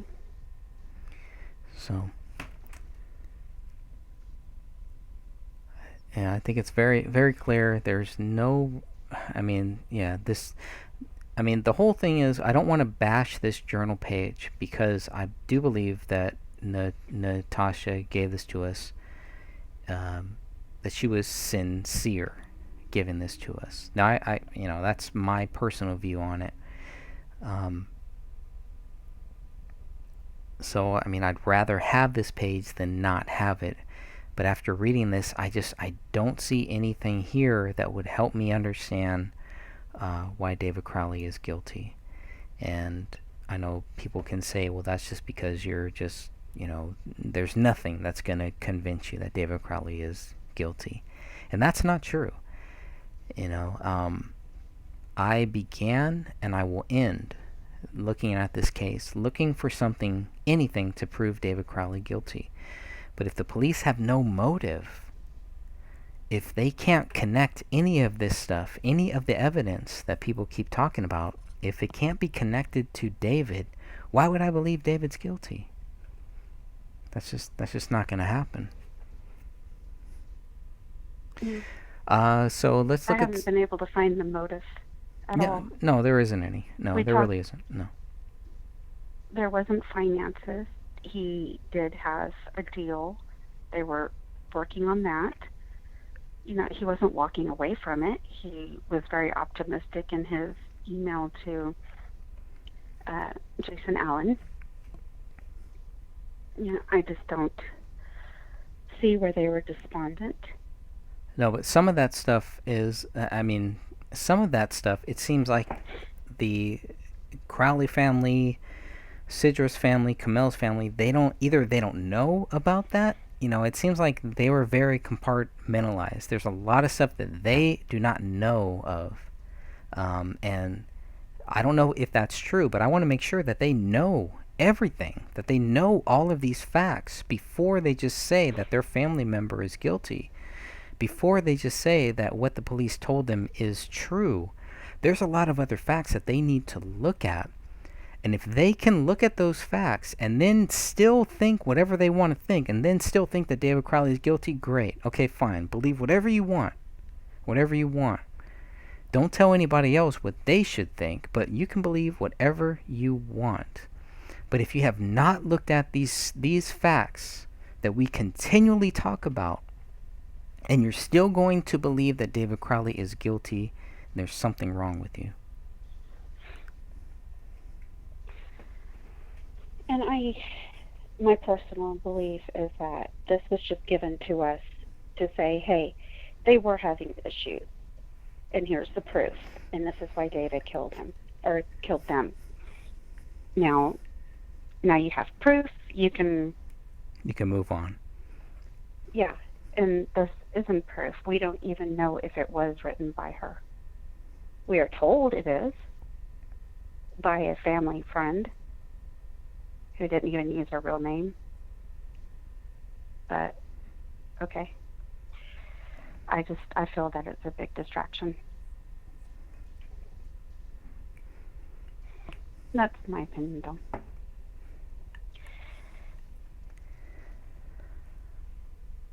Yep. Let's see if there's any comments here. They were mainly asking who Natasha was. Okay. A friend of Sidra. That's who she... Natasha was in the group a while ago. Over a year ago. Right. Yeah, she was a very close friend. She's like a family friend. You know, not just like a friend, but a very close family friend. And in my talkings with her, she was very open to the possibility that David Crowley wasn't guilty. That was my understanding of talking with her. That's why I took her seriously. So,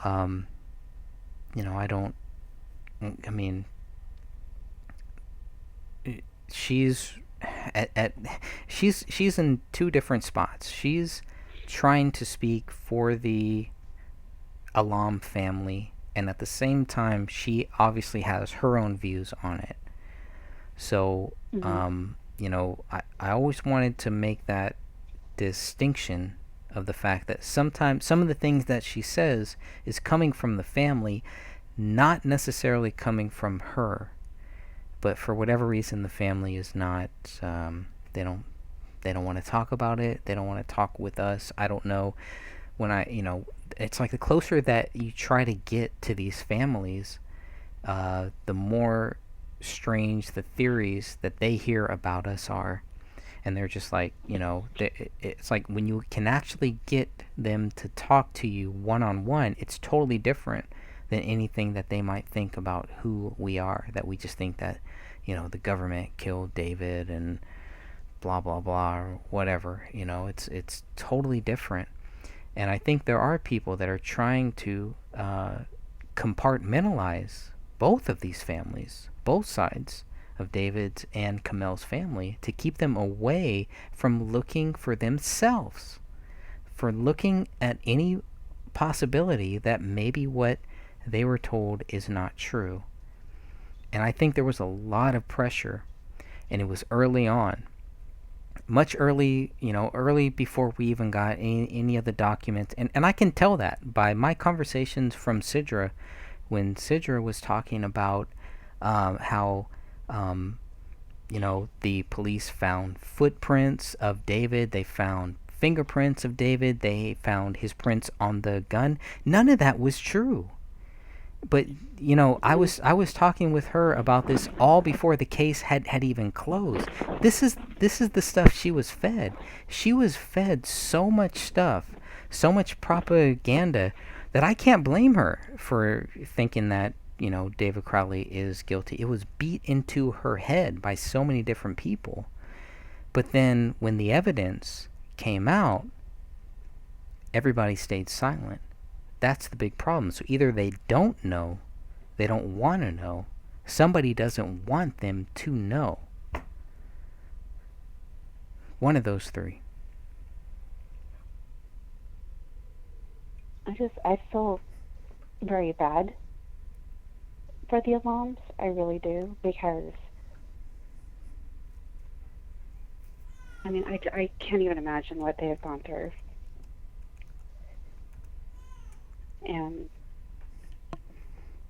yeah, it was a perfect time. Everybody, both sides of the family had their own things going on. They're going through their own things, and it was just like, on top of it all, David Crowley kills his wife and kills his daughter, and those families have to live with that for the rest of their life. I do not believe that those families do not understand the same things that we understand. There's something really wrong with this case. I think they know. I do believe that they understand that. I don't think they know what to do with it, and I don't think that they trust us that we're the right ones to handle it. But I think that they definitely know that there's something wrong here. And I really hope one day, you know, somebody from either David's side or from Kamel's side is going to help us finally get some closure to this case. They're not going to have closure. They know that. They can't sleep at night. They can't look themselves in the mirror right now. They know this. They know there's something wrong. And they are just waiting. They are praying. They are hoping that someday, some way, the truth will come out. So we just got to keep pressing on. And I really feel bad for the silent family members, the ones who are trying to get their lives back on track. Right. There's many of them out there. Like I said before, I can't even imagine the pain that they're going through.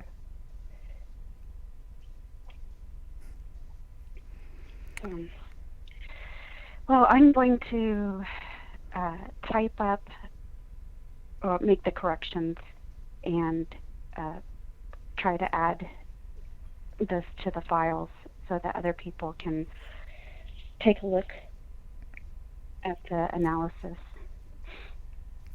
And any new members can also do that. Future new members. Sounds good to me. And then we'll come back here. Go ahead. You might link the video with Natasha talking about the journal page. Okay. In the description of this video. That way people can go and listen to that, and it's right there for them. Yeah, great. Yeah, they can listen to that, and you can, decide your own view. That whole thing was just meant to give her a platform to help us understand whatever her views were from her point, and that was the whole point, was to just let her side be heard. And personally, I found her very sincere. I would love to get her back on. It seems like every time that we get close to having a family or a family friend on, things happen. They back out. They don't want to get involved, whatever it is. But they are the key to helping us get justice. That's one road, not the only road. It's not like, we need them. But they could be a big value. They could be a very big help. I mean, we could be so much further along. A person like me wouldn't need to write a book. There should be no reason for me to spend this much time writing a book or doing anything on this case. This is a slam dunk case. Every person in the alternative sector knows this is a slam dunk case. Why they won't touch it has baffled me, has frustrated me, and has changed my view on the alternative sector, period. I'm more focused on real human beings. I'm more focused on the people in the chat room. You, the people who are looking at this, the people in our group, whether they like me or whether they don't, right? It doesn't matter. They're genuinely want the truth. Yeah, they want the truth. They want to know what really happened here, and I think that's what we all have in common. So we will come back tomorrow night, and we're going to continue our discussion on the notepad, and then we'll talk a little bit about the article of the suicides versus murder, and anything else anybody else wants to talk about. So make sure to join us here tomorrow night. Go ahead. That will be a live conference call with the group. So please contact Greg if you want to join in, and he'll give you the link. Yeah. Absolutely. And I definitely encourage the group members to please join in. We would love to have as many people as possible. Make it lively. That's right. Well, thank you all for joining us tonight, and hopefully the latecomers can rewatch this because there's a lot of great information throughout the whole video. Yeah. The slideshow includes samples, and you could go back through the crime scene photos to see samples of Camille's handwriting, and through the BCA notepad that Greg added to the group files. You can look at that too to see your own sample or her samples, but you can see it for yourself. And I believe that the journal page is also in the group files too. Mm-hmm. And so please make sure that you go there and check out all the files. I think I've added quite a bit over the past several weeks. It's just stuff that I received from the BCA and Apple Valley. I didn't want to add everything at once and overwhelm people. So, but I think I have like 2 or 3 more things to add, and that will be it. But it's important that the group has everything to look at. Sure is. All right, so we will sign off here, and I'll finish up here. I'm going to play the extended version of Natasha's interview, and hope everybody has a great night. Thank you all for joining us here. We'll stay in the live chat, but I will be ending the free conference call right about now. So, Sophia, thank you so much for joining us. Appreciate that. And you're welcome. Thank you. Thank you, my friend. Until next time. Okay. Till tomorrow night. All right. Good night, everybody. Good night. Goodbye.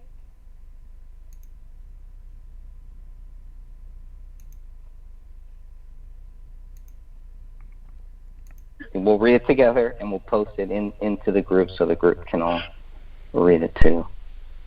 Okay, so I had asked Sidra what she thought about the group. Should the group go away? Has it caused any grief? Any suggestions on what they could do better? I met up with her at lunch today, and this is what she said, and I was just typing it up as she talked. But this is what she said. She said, I won't say that the group hasn't caused me grief, because it has. I have obsessed over it for a good 6 months when it was first created, only because there was so much disinformation and people were talking about my family. But I've finally given up on trying to convince them to go away or tell them what I know. I am not against it, because I get that the people on the group have grown attached over this case throughout the years, and to some it's their personal experiences that have been similar, and they weren't able to do anything for themselves or that person, and that's what has brought them to the group. Brought them there to get some sort of closure for themselves. So this may be therapeutic to them. So who am I to tell those people to go away? But I'll tell you what I am against. There's 2 sides to this tragedy, facts and personal evidences. I don't think personal evidences have anything to do with the group, like talking about the families and even talking about David and Camille's journals. That's something for the family to know. Y'all need to focus on the crime scene and just focus on the facts from the day this occurred. Nothing more than that should be discussed, because it's not anyone's business. When the police investigated, they didn't care where my dad worked decades ago or if Dan Jr. was gay. They looked at facts from that day, and that's what y'all need to do. Just sitting there having conversations isn't going to get you anywhere. Schedule a meeting with investigators, sit down with them, and get y'all's list of questions about the facts and get those answers from them.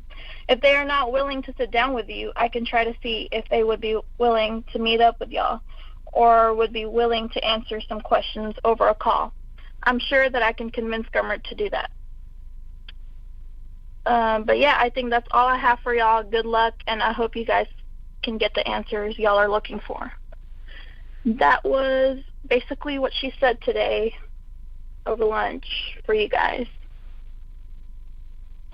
Do you think she can really make that happen? Because I've been trying to, because, you know, Gummert... She actually can make that happen because Gummert, this was a while back, he had told her if that was something she wanted to do. He brought it up if the police investigators needed to sit down with the group, because at that point Sidra was very distressed. You know, obviously, you know, it was so fresh, and any little post would trigger her. And I mean, we had told her to stay away from it, but you know, curiosity and all that.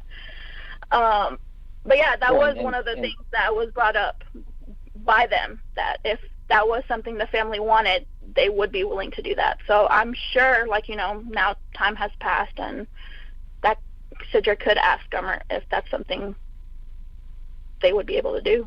I don't see why not. Okay, great. I would love that if we could just get that. Yeah, I mean, if they can't meet with you guys, I'm sure a Skype call or something, it's not going to hurt them. Yeah, sure. Even if it's just, hey, you know what? We have this whole list of questions, and let's just, you know, we're gonna ask you these questions. I mean, yeah, basically, anything like that will help people get closure on some of these questions, and then we can, you know, get rid of some of the speculation. Yeah, absolutely. And I think a lot of this information can be eliminated from there too. Okay. Well, that's great. I really appreciate that. Thank you for doing that. I'm sorry that the first question, I believe, is about those journals.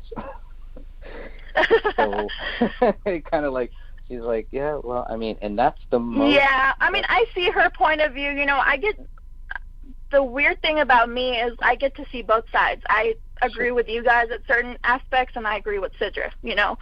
As far as journals go, I think that should be released, but that's just me, you know. The reason why I say that is the journals have a lot of information, you know. David's were a little weird, you know. He wasn't the easiest person to read, but you know, as far as Kamel's go, you know, that's all she spoke about. So I think, like, maybe in time Sidra would be willing to, you know, release some of the journals, but it really shows you what Kamel was going through, and I don't think she even understood what she was going through. So yeah, I mean, it started in July when Nyla got sick, and you know, she started writing just, I guess, her thoughts and stuff, and she talks about her dad and how frustrated she was with him, and just, you know, back and forth with the family. She was just trying to understand her feelings, and I think she was just very confused because she wanted to be there for her family, but I don't know why she didn't say that on her journals, but David didn't want that. He didn't want her coming down here, and that was, you know, that was the plan. Even after she disagreed with Mr. Alam about, you know, doing chemotherapy and stuff, she was supposed to come down here for Nyla's surgery. You know, Mr. Alam was going to buy her a ticket, and, you know, even though they didn't agree on things, they were still, you know, she was still there for them. And then one of the journals that stuck out to me was overnight she sat down with David, and he convinced her that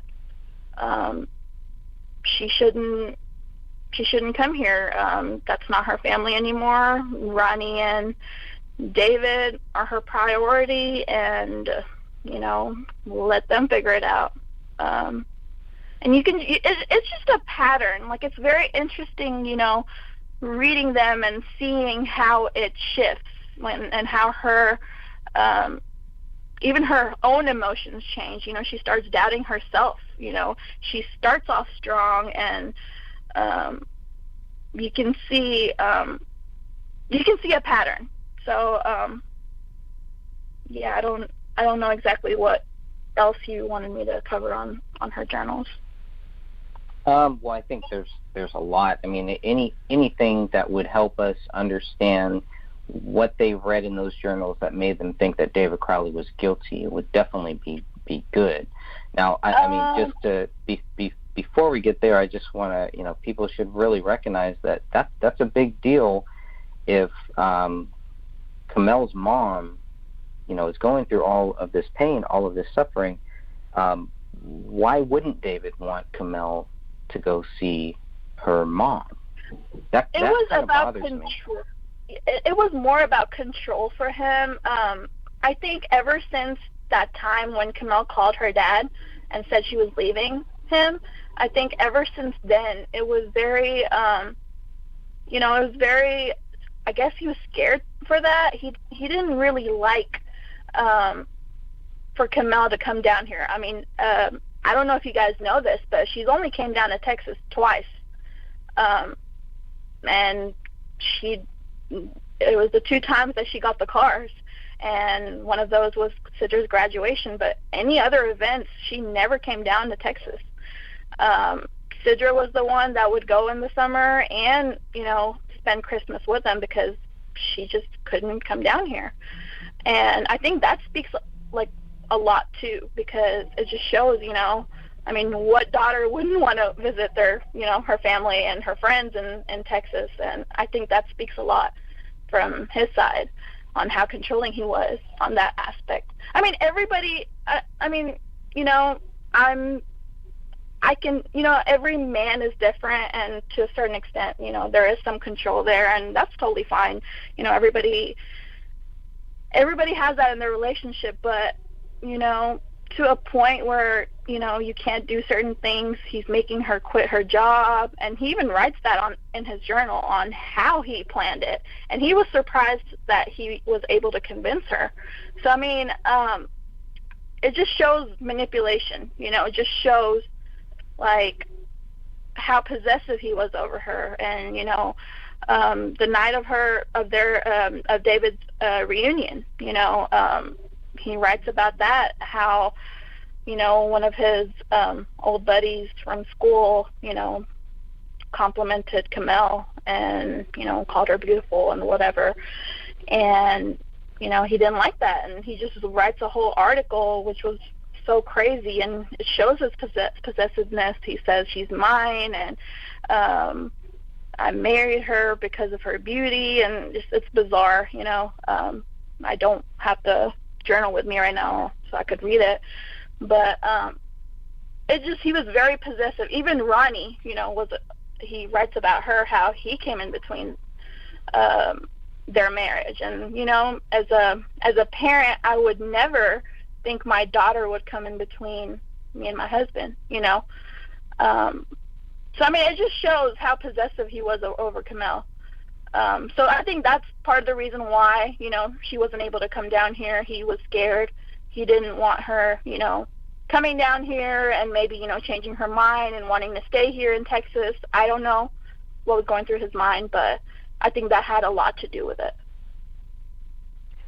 So when you say his journal, because we've heard from different people, multiple sources, blah, blah, blah, about different journals, when you say that he wrote this in his journal, can you clarify which journal you're talking about? Because I've heard about several journals. So the only journals I've seen is a written journal that he had. He had 3 journals. He only wrote in one. One of them had 1 page on it that apparently he was going to, keep up with, but he never did. But the one I'm speaking of was a DK and a heart on it. That was the front page of it. So I'm guessing that was David and Kamel. And so these are it was a written journal. Yes, these are written journals. Okay, yeah, because we've heard about a written journal, a video journal, and then I guess this journal that came out. I don't think there's any truth on the video journals. That is something I asked Sidra about it, and she said that it was said that there was an online journal, but she hadn't seen anything from the online journal. It was just a written one that she knew of, and that's something we both have read. Well, that online journal is in the police reports. So it's a journal called something he was writing in day one, and I believe it ended in November of 2014, and I think it only started maybe that previous summer. So it wasn't a very long video journal, but I think, and then you can see in the documentary, they, some of that stuff they call video journal. So it's like, okay, well, what do they really mean? Because those are just videos that David made. Yeah. I feel like a lot of it also has, like, misinformation also has a lot to do with the police not doing the best job possible. And I think, honestly, they just hadn't. They told Sidra this too when she went in March, that they have never dealt with something like this. They really had to figure out how to do it. Like something she had mentioned was that they had to call the Bloomington police and contact them, and a lot of times when they were confused or didn't know what to do, they would contact the higher ups and ask them for advice. So I think I feel like they should have just hired a totally different company, or I don't know how it goes, honestly, but they should have had someone higher up who had an experience on this, doing this, and not them. So I see, as a third person, why you guys are frustrated, because of all the misinformation from the police reports. So yeah, I see like that aspect of it. Do you know if the county sheriff was involved at any point in this? Because it kind of seems like it's just Apple Valley. Well, like, there's not too much mention of the county sheriff being involved in this. Maybe that would have been better than hiring. Yeah, I don't think he was. I don't think he was. Sidra only spoke to Gummert. That was who was assigned to the alarm side. And I'm not sure who was. There was another person that was assigned to the Crowley side, but it wasn't Gummert. They had two separate investigators. At one point, Gummert was out of the office, so his boss was talking to Sidra, but that is about it.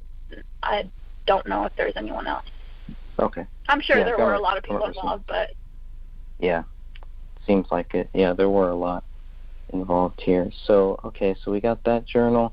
And then with her journal, was there anything in there too that would help us understand why the family thinks David Crowley is guilty? She talks about a lot of mental abuse and him wanting to try different types of what would you call it, like drugs, and you could tell that she was very the way she wrote her journals, it basically, she was talking to the journal as to, like, I feel like that's something she was venting, like she was living two different lives. She was agreeing with David just to keep the peace in the house, but the way she truly felt, she was writing down on her journals. And there were a lot of different instances where she also spoke about being scared of him. She wrote one time that she took Ronnie out to just left the house because she was so scared of David, because I think that was the time when he tried shrooms, and he was hallucinating, and what else did she say? She said,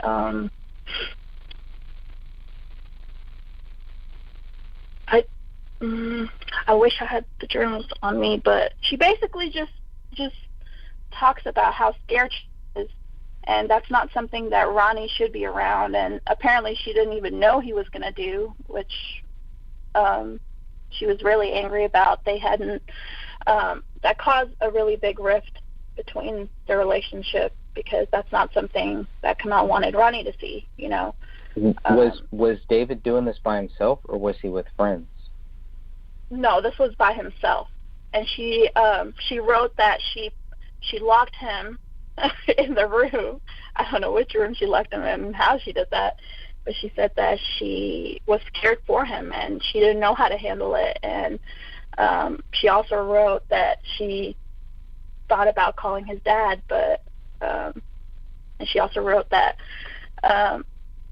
he has alienated everybody, and I don't even know who to reach out to anymore. And just certain things she says, it just shows how alone she felt. And it shows that she didn't agree to it. Most of the things that were going on, it's just beyond me that she was such a strong, independent girl, and she didn't think I just don't know why she just didn't leave, if she felt that way, Yeah, I can relate to that, because I've dealt with a similar thing, and you do kind of wonder that, like, why don't they just leave? But obviously, I've never been in that situation, so I wouldn't, I thought about it, but I've also heard that's, I guess you just get so into it and you feel like you can change them, so yeah. I guess that's why they stay. But do you know who? Go ahead. Oh no, what was that?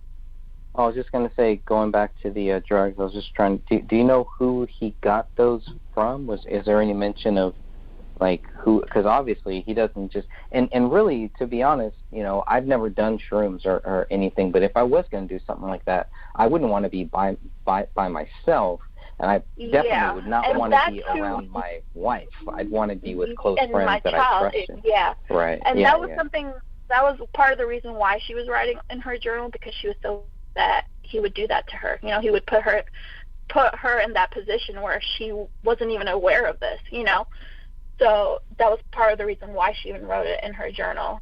And he did mention in his journal about asking Danny Mason about shrooms, because apparently he had done them before. And Sidra had asked Danny Mason about it, and he said that David had asked him about his experience, and Danny told him, I don't think you should go that route. I didn't have a good experience with it. And honestly, he also said that, what else did she say? He said that once you get that high, you always want something, more, like something more that'll give you that high. So that's not the route he should go. And Danny told her that David said that he was just tired. He wanted something more. He wanted to feel something more. So, but Sidra asked him if he was the one who had given him the shrooms, and he said he had no idea about it. So I don't know if it was Chris Peck or who it was who gave him that. Okay. But she didn't, do you know if if Kamel ever experienced with any of that? Or maybe that's not even relevant. Maybe that's... She didn't talk about shrooms. She did talk about, smoking weed. She did say that, it helped her anxiety, and that is something she had told Sidra in the past, too, that she did. It helped her, her anxiety levels. But, right, and she would know because she was in the medical field, right? Yeah, absolutely. Yeah, so, she didn't do it that often, but, whenever her anxiety level was high, that is something that she would do. And she also suggested that for her mom's pain, like medical marijuana, for instead of the pills that she takes for her pain. Sure. Yeah, they're giving my stepmom CBD oil, I think, for her bones or something like that, and it's definitely working. It's very helpful. Yeah, it's actually helping with Mrs. Alam too. It helps her be a little more hungry, since she's on feeding tube or TPN. It helps her be a little more hungry and gain some weight and just not be as nauseous, and so yeah, I believe that helps. Sure.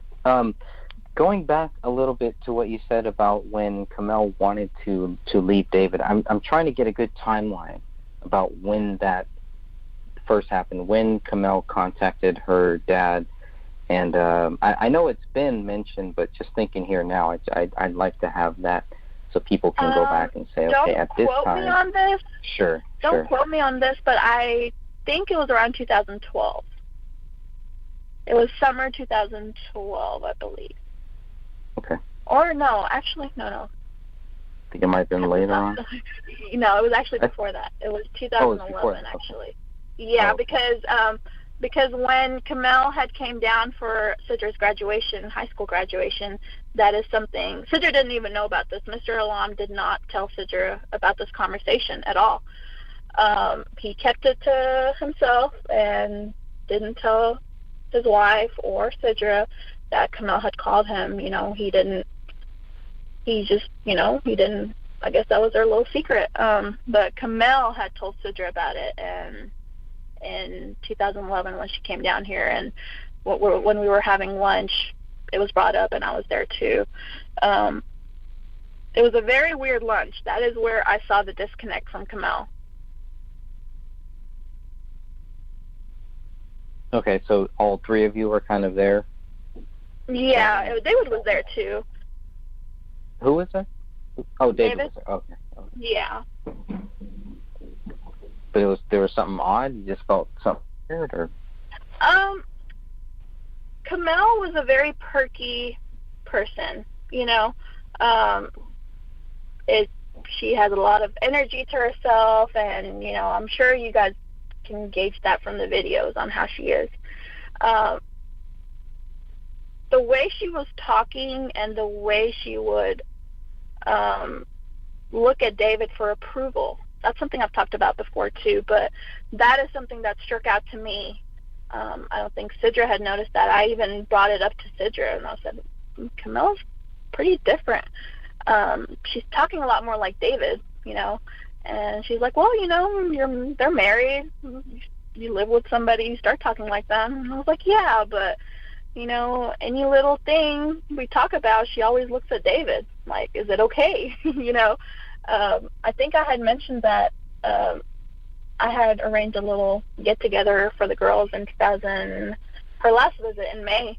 I asked if she could come spend the night, just us girls have movie night and stuff, and her first instinct was to look at David and see if it was okay with him, which I don't see why it wouldn't be. She was only down here for not even 3-4 days. So yeah, it's just different things, anything she said or things that was talked about, that she would always look at him for his reaction. Is he okay? You could tell that was her main thing. Even with sitting with Mr. Alam, Mr. Alam, I don't know if you know, he's very he's a character. He's a very good person, and he's he'll speak his mind. So just having him around David, her anxiety level was so high because she was holding David's hand, and she would just always look at him every time Mr. Alam would talk, to make sure, is he okay? It just didn't make sense. It was just a really awkward place to be in for myself. Sure. So, can I ask you, what note did I have here? When did you meet Kamel? I met Kamel, I met Sidra first because we both went to middle school together.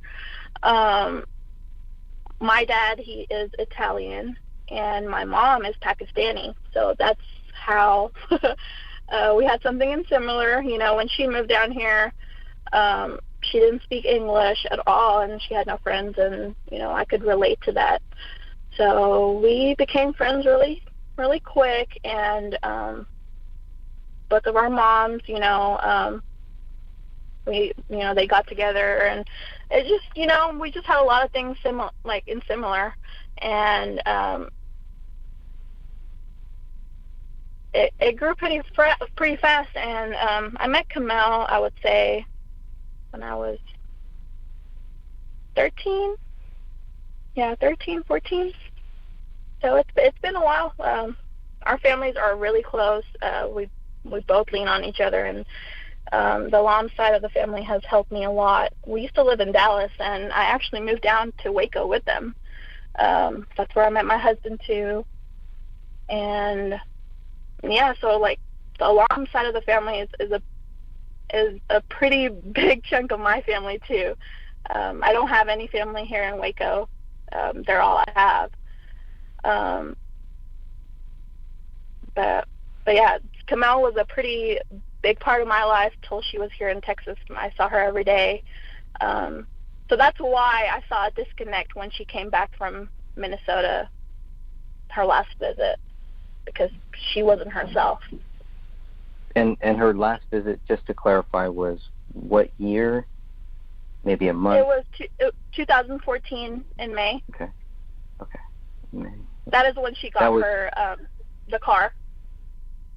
Okay. Was that when when David and Kamel went out to Southern California? Yes. Okay.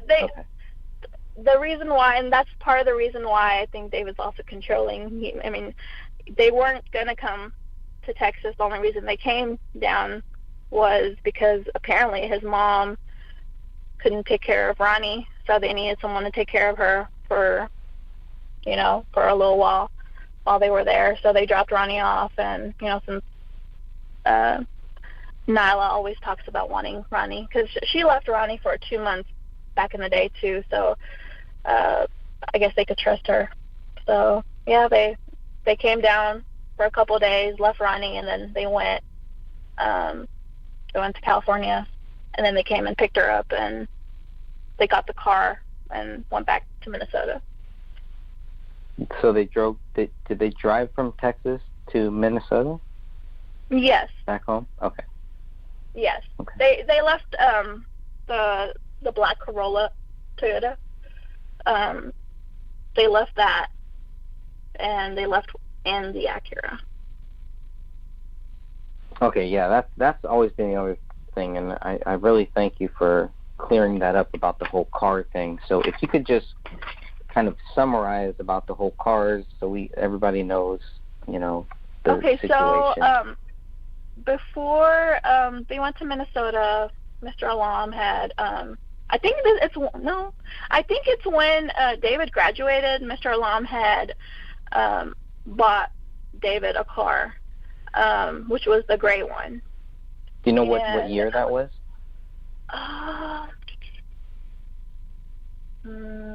I know the Corolla S was a 2005 because that was Cidra's car. They only had one car before, so I would say it would be 2004. But I mean, what year they had? Oh, what year they got the car? Correct. Right. No, I wouldn't know that. Okay. I know Sidra drove that her freshman year. Because the black Corolla was Sidra's car, but she gave it to Kamel because Kamel used to ride the train or the bus, and she felt bad for her because it was so cold in Minnesota, and Mr. Alam had quite a few cars, so she decided to give Kamel her own car. So that's how Kamel got the black Corolla. Okay, so they had the black Corolla there, and then when, okay. And then so go ahead. Kamel had an accident. She slid. There was like some ice or something. Her car messed up for a good bit, and so Mr. Alam then bought the Acura for her, and he figured, since she had Ronnie, she needed a bigger car, so that's when he bought that for her, which was towards the end in May. And he had actually bought it for quite a while. It's just they could never come down to pick it up. That was in May of which year? 14. Okay, 2014. Okay. Yeah. Great. Okay. Let's see, other thing I had. Is there anything else that you wanted to add? Or I had a few other comments here, a few other things here that I was looking at, notes that I wrote down. One of them deals with the Quran, and are there multiple versions of the Quran, or because there was a lot of questions about the pages that were torn out, that were found in the crime scene photos, and if they had meaning, if they had purpose, or if they were just random because of the dog. One thing that was brought up was the page that was opened. It was a forgiveness prayer, but I mean, even Sidger said, there was no way that could have been a true picture of the page, and that was something they brought up at the meeting in March when she went down to Minnesota. In March of 2015. Yeah. Yes, when she went up there, when they had the whole meeting for the family.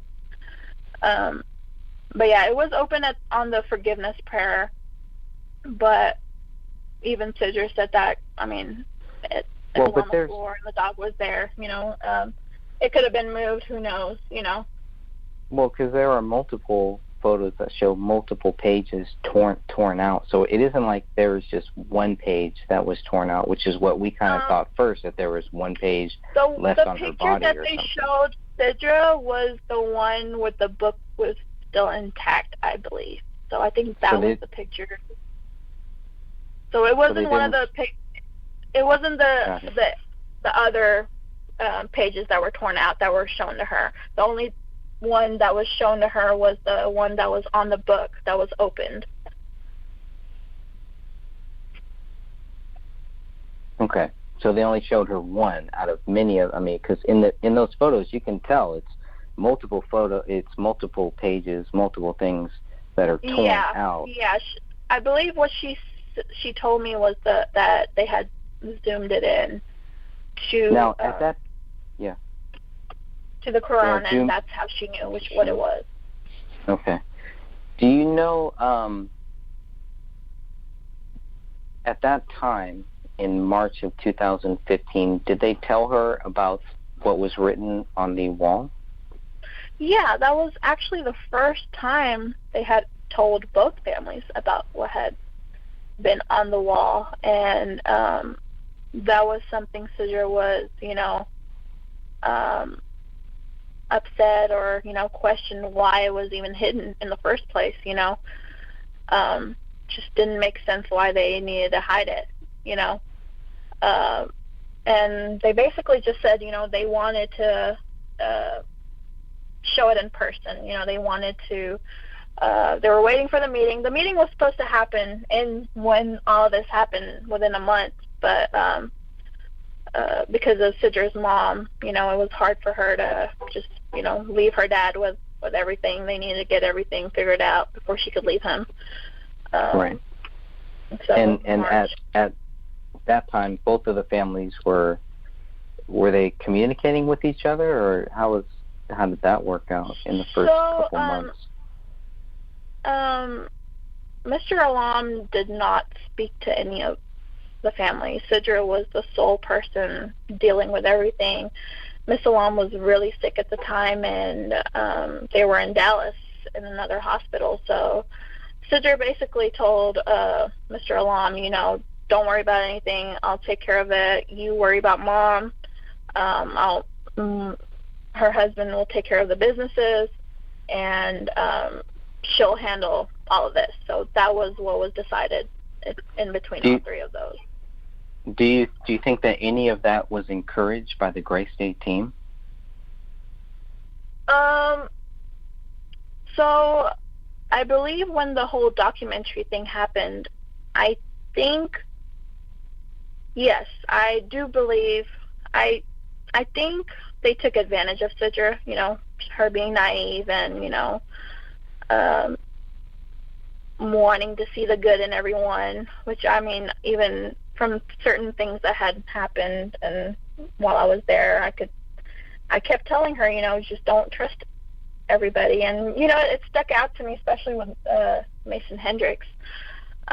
He really didn't want Mr. Alam on the documentary. He kept pushing for just Sidra, He even told her not to tell Mr. Alam about this documentary. He put her in a position where she was very, she didn't know what to do. But yeah, I definitely think, they kind of liked that they were just dealing with Sidra and not Mr. Alam. Because in all reality, if Mr. Alam had been dealing with all this would have been a whole nother thing. It wouldn't have transpired to all of this. It wouldn't have gotten to this, especially with the documentary. Have you seen the documentary? Yes, I have. I have do seen you have any views you want to share? And, which one? The previous cut or the one that's out there on Netflix? The previous cut. Well,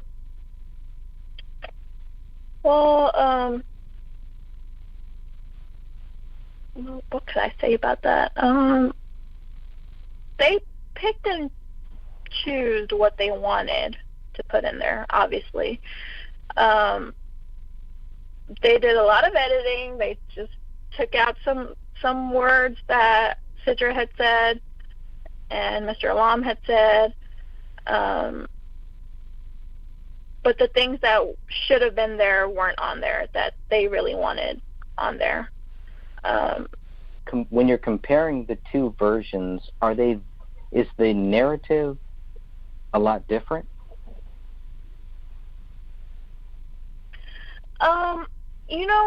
The one thing that stuck out to me on the second one, the official one, they kind of try to make Kamel look crazy, in all honesty, by showing her clip. And you know what the crazy part is?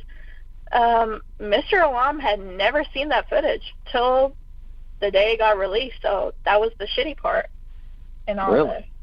Yeah. We had never seen the footage, and that is why he was so upset that that's his daughter, out there looking crazy, and that's not something they even asked for permission. So, Eric Nelson definitely had an agenda on what he wanted to show. So, after the rough cut, that was sent to Mr. Alam, Mr. Alam basically said he wasn't going to sign any paperwork till he saw what the direction was going to be. And that's something Nelson had said, that, everybody's story was going to be told, and he didn't have an agenda. Just whatever the interviews were, he was just going to present them how they were. So I'm glad Mr. Alam was pretty smart, and, he wanted to see the rough cut before he signed it. I mean, they were pushing Sidra to sign her part, but Mr. Alam made sure and was firm that Sidra didn't do that. Once he got the cut, he was not happy with it. He told him, what's the moral of this movie? What are you trying to get at? What's the point of it if there's no lesson? Because that was what was told to the Alam side. There was going to be a lesson in this. There was going to be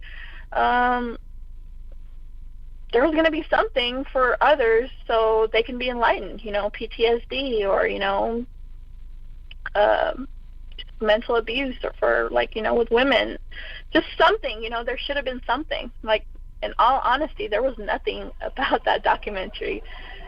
I don't see why the Crowley side agreed to it.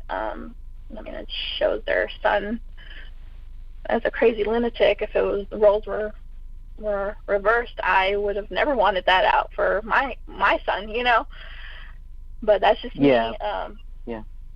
But if they could show that it wasn't just him, and it was her too, then it goes back to the pack theory.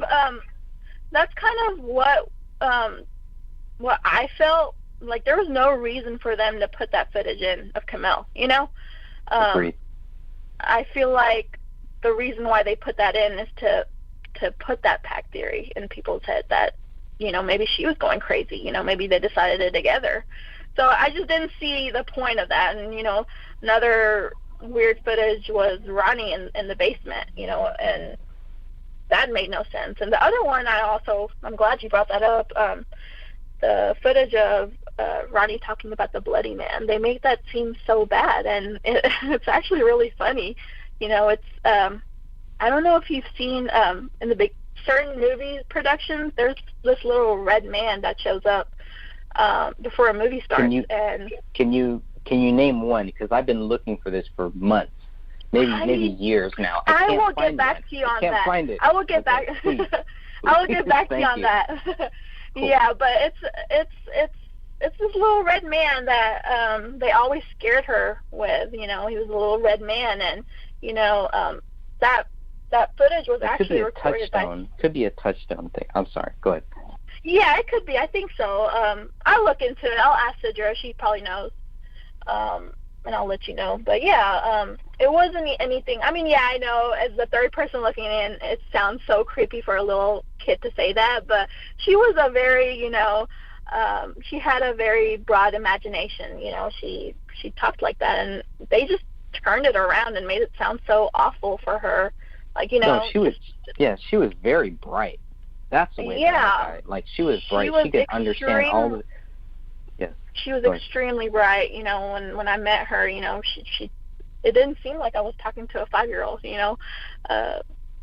She was very intelligent for her age, and I think that was part of her autism.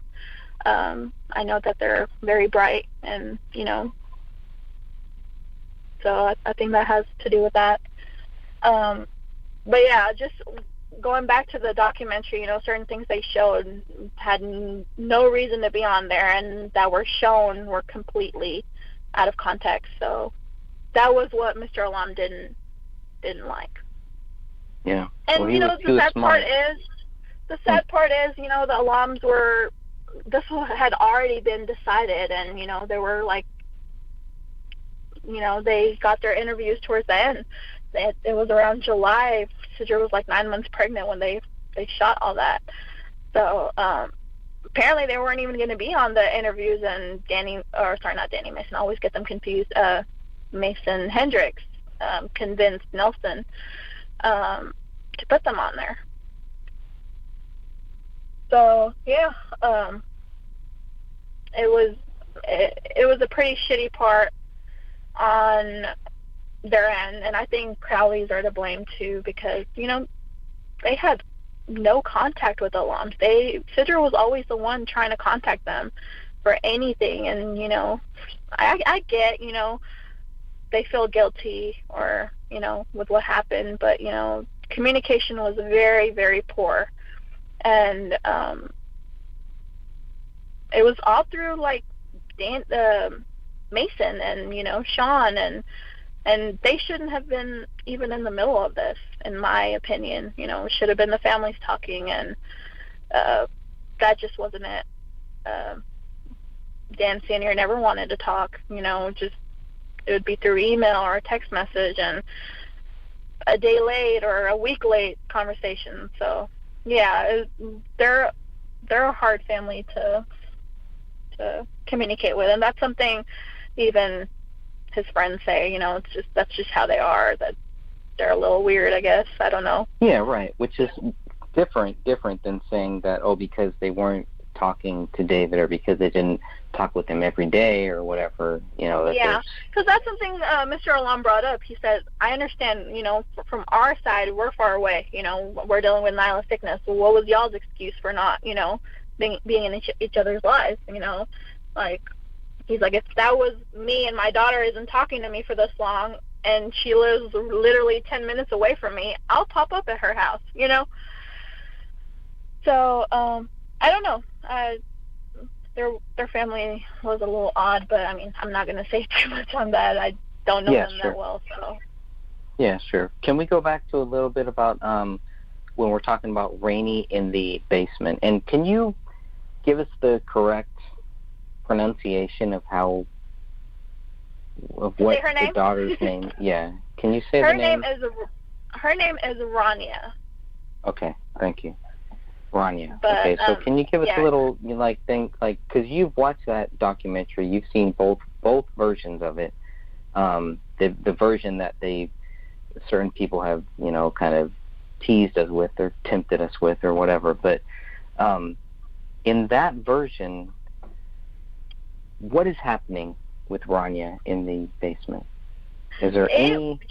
Honestly, there was no point of them putting that on there. It was just a little tantrum.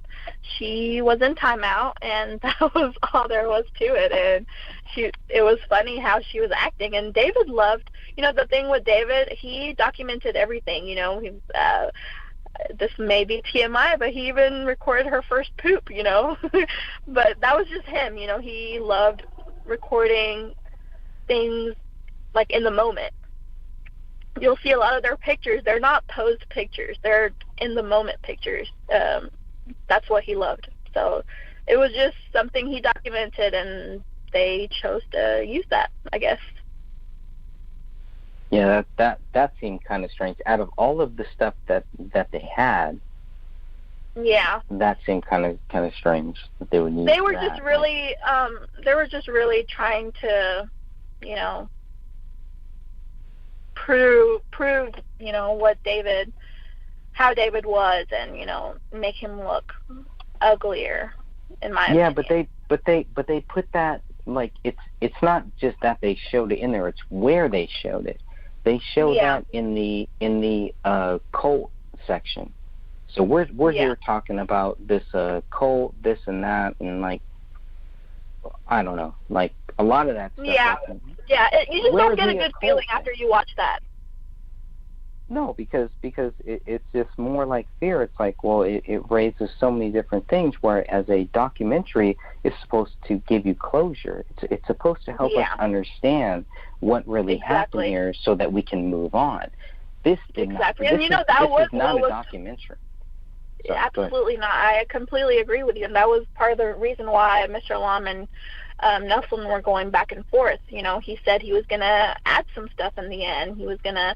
Apparently he added the dog at the end. Apparently that was supposed to be a lesson, which I don't see how. It's just crazy to me. I honestly don't know how David's family agreed to this.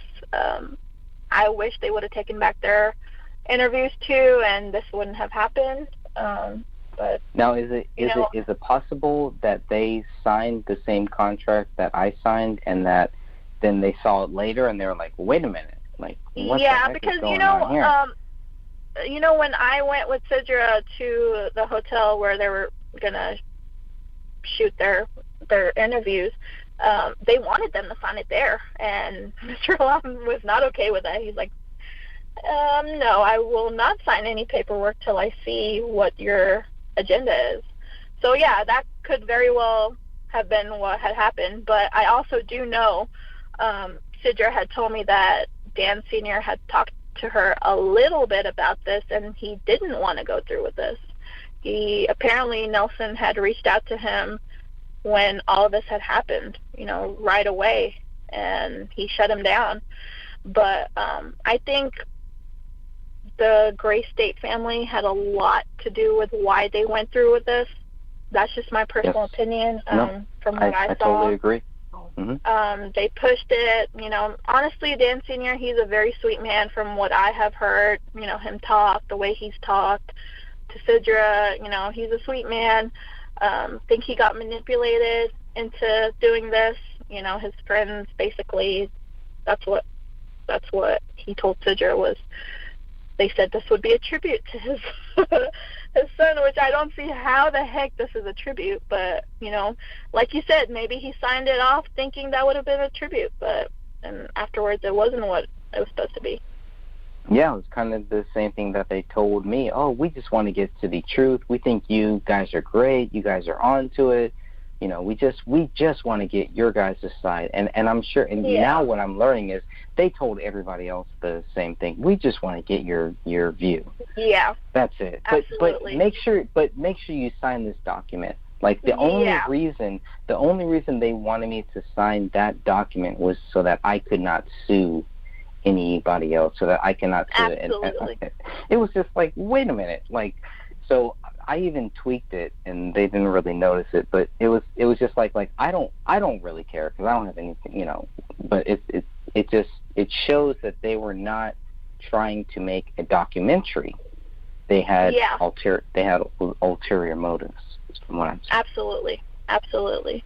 They told everybody, different stories, and I really wish, we everybody got together before all of this. But they were keeping us separate. They were trying to make both families think that people that were asking questions were the enemy. Yeah. And it just shows their motives. When Mr. Alam at the end, he told him, there's no way he was going to sign off on this documentary, and Nelson said he respected his wishes. He would take off both Sidra and Mr. Alam's piece on that, and that was the end of it. And he said he was going to let him know when this aired. He was going to have him fly out to New York and all this stuff, but they honestly it's pretty crazy, but they didn't even know when it was going to get released, the documentary. I actually told Sidra, because I would regularly check up on y'all's page, and that's where I saw it at. And I told her, I was like, hey, did you know that the documentary is getting released? And she had no idea. And then she told Mr. Alam, and Mr. Alam actually flew out to New York with his lawyer, and he was present at the release, but they had no idea. They were undercover. Right, which they shouldn't have had to be if all of this was just going to lead us to the truth, right? There was no need for any of that. Supposedly they went through tons of stuff and went through all of his videos, and I think that's something that Dan Senior had told Sidra about. That was part of the reason why he wanted to go through with it, because he wanted someone to come in and dig information, because that's something he has always had trouble with. He always told Sidra, he can't find the why, so I guess that's part of the reason why he went through with it. Maybe someone would be able to find the why.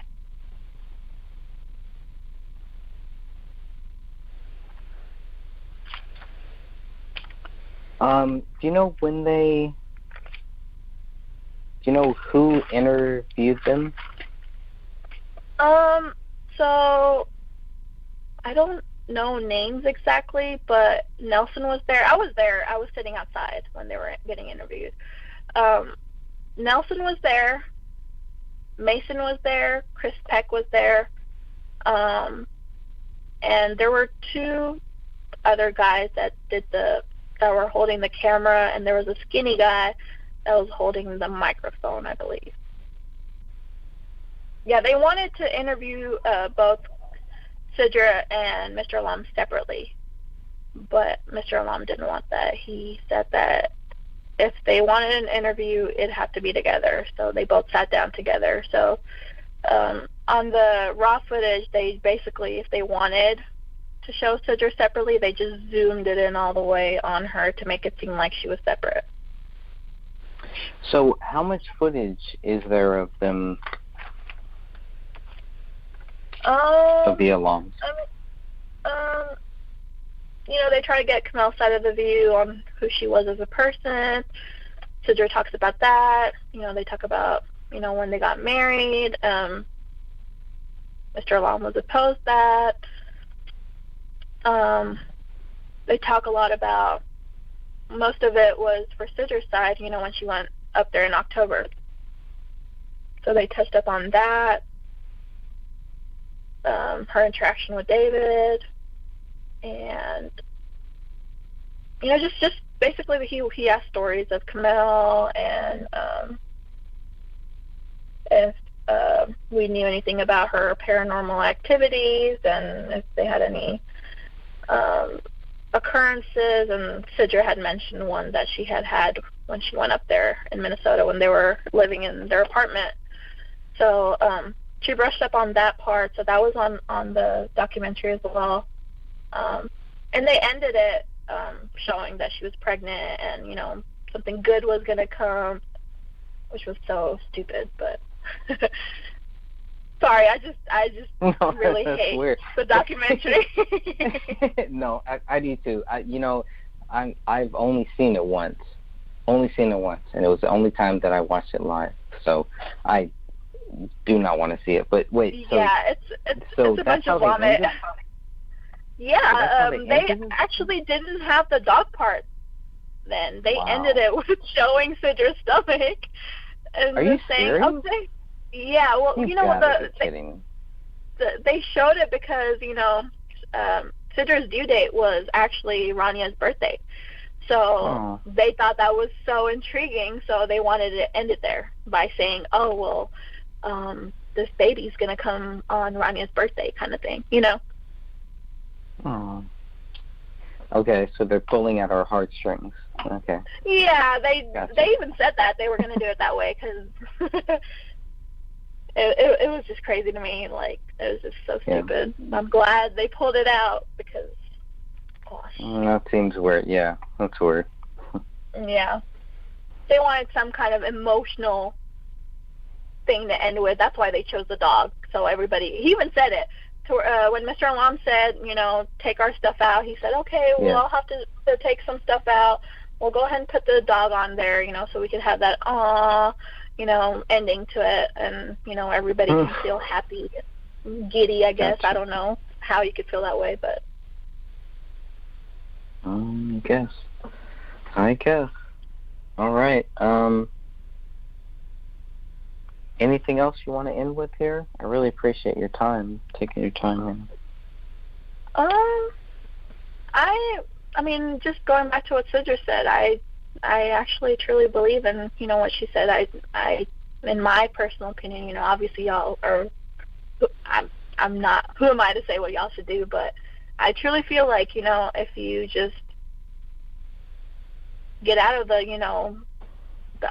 the stories, what happened and who this person was, where the fridge was, just little things. I think if you focus on more of the crime scene, I think that would get you a lot further, cause well, I mean, okay, well, tell us where we learn that David Crowley is guilty, because that's what I'm having a hard time finding. I can't find anything to really show me, and I've looked at everything. And that's why I think Sidra actually said to, sit down with investigators. I think y'all should just focus on the facts, Right. It doesn't matter why it happened, the facts, how it happened, like who did it, right. The actual fact of him actually pulling the trigger, that's the information that y'all should have. And that should be the only thing that should be discussed, in my opinion. So I think that will help a lot. And if y'all want to proceed with that, I can tell Sidra, that is the route y'all want to go, and we can see if Gummert will be willing to sit down or whoever to answer those questions for y'all. Sure. And maybe we can lay it to rest. Who knows? Let's do it. Sounds good. It should have been done a long time ago, in all honesty. That's right. Yeah, you're right. But I guess better late than never. Exactly. I just wrote down the exact same thing. Better late than never. So Sidra contacted Dan Sr. A couple of days ago, and she asked about Ronnie's ashes, because that is something she has been wanting to do for a long time, to lay them to rest. And life gets in the way, a lot of things happen. That has always been something that she wants to do. So in the past, when she brought it up, Dan Sr. wanted both David and Ronnie to be together with Kamel. In the perfect world that would have been okay, but considering the circumstances, that's not something that the alums were okay with. So they pulled back from that. They didn't talk about it for a good while. But Sidra contacted Dan Sr. a little while ago, a couple days ago, and asked, if she could get those ashes, and, if he could send them to her, or if she needed to fly out there. She would cover the cost, whatever that was needed to happen, so it could happen, That's something that's been pretty heavy on her conscience, and, she just wants to, proceed with that. So, yeah, he said that was okay, and, he didn't have her address, which was very odd. He definitely has her address. He has sent her a lot of stuff in the mail, documents and stuff in the past, so I guess it got misplaced. Who knows? But yeah, that's what he said. He didn't have her address or whatever, or he would have done it. But yeah, he got her address, and he said he was going to overnight it. So she should actually be getting them tomorrow, which is Friday, and that is a holy day for Muslims. So during sundown, I believe. I'm not sure on the time, but they haven't given me a time yet. But we're shooting for sundown, before sundown. We're going to lay Ronnie to rest right next to Kamel. I don't know how they're going to do that, because I know there's other graves there now. So I'm not very familiar with the Muslim, religion. I mean, my mom is Muslim, but I haven't been around that much since I'm Catholic. But yeah, I don't know how they're going to do it, but the ceremony is tomorrow, and me and my husband will be attending it tomorrow, and I'm really happy Ronnie gets to finally be put to rest with Kamel the way it should have been done. But yeah, that's all I wanted to share with you guys. So if y'all can pray for Ronnie tomorrow, that would be great. I'll let you guys know when she's put to rest finally, and maybe y'all can say a prayer for her. Hello, everybody. Today is March 23rd, 2018, and we'll be discussing the Crowley case here on this live conference call with people both on the chat room and also on the telephone. Dan Hennon, this is Dan Hennon here. Greg Fernandez here is joining me as well, and then we'll go around and introduce the others on the call. Also, we're hoping for roughly about a 2-hour show tonight to get some things covered. One of such is, there's really 3 things, I think, to cover tonight.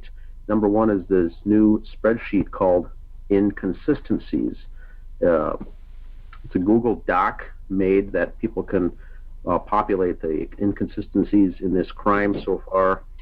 We'll go through that list, and then we'll have the 2 updates or announcements here that has been relatively new here in the last couple of days. One being such is the Ranny's ashes are en route and being overnighted down to the Alam family in Texas so they can have a proper burial. We'll have an update on that. And then also Sidra's friend, or actually Sidra has said that there's a possibility that we could get an interview or a conference call meeting with lead detective Jim Gummert on this case to go over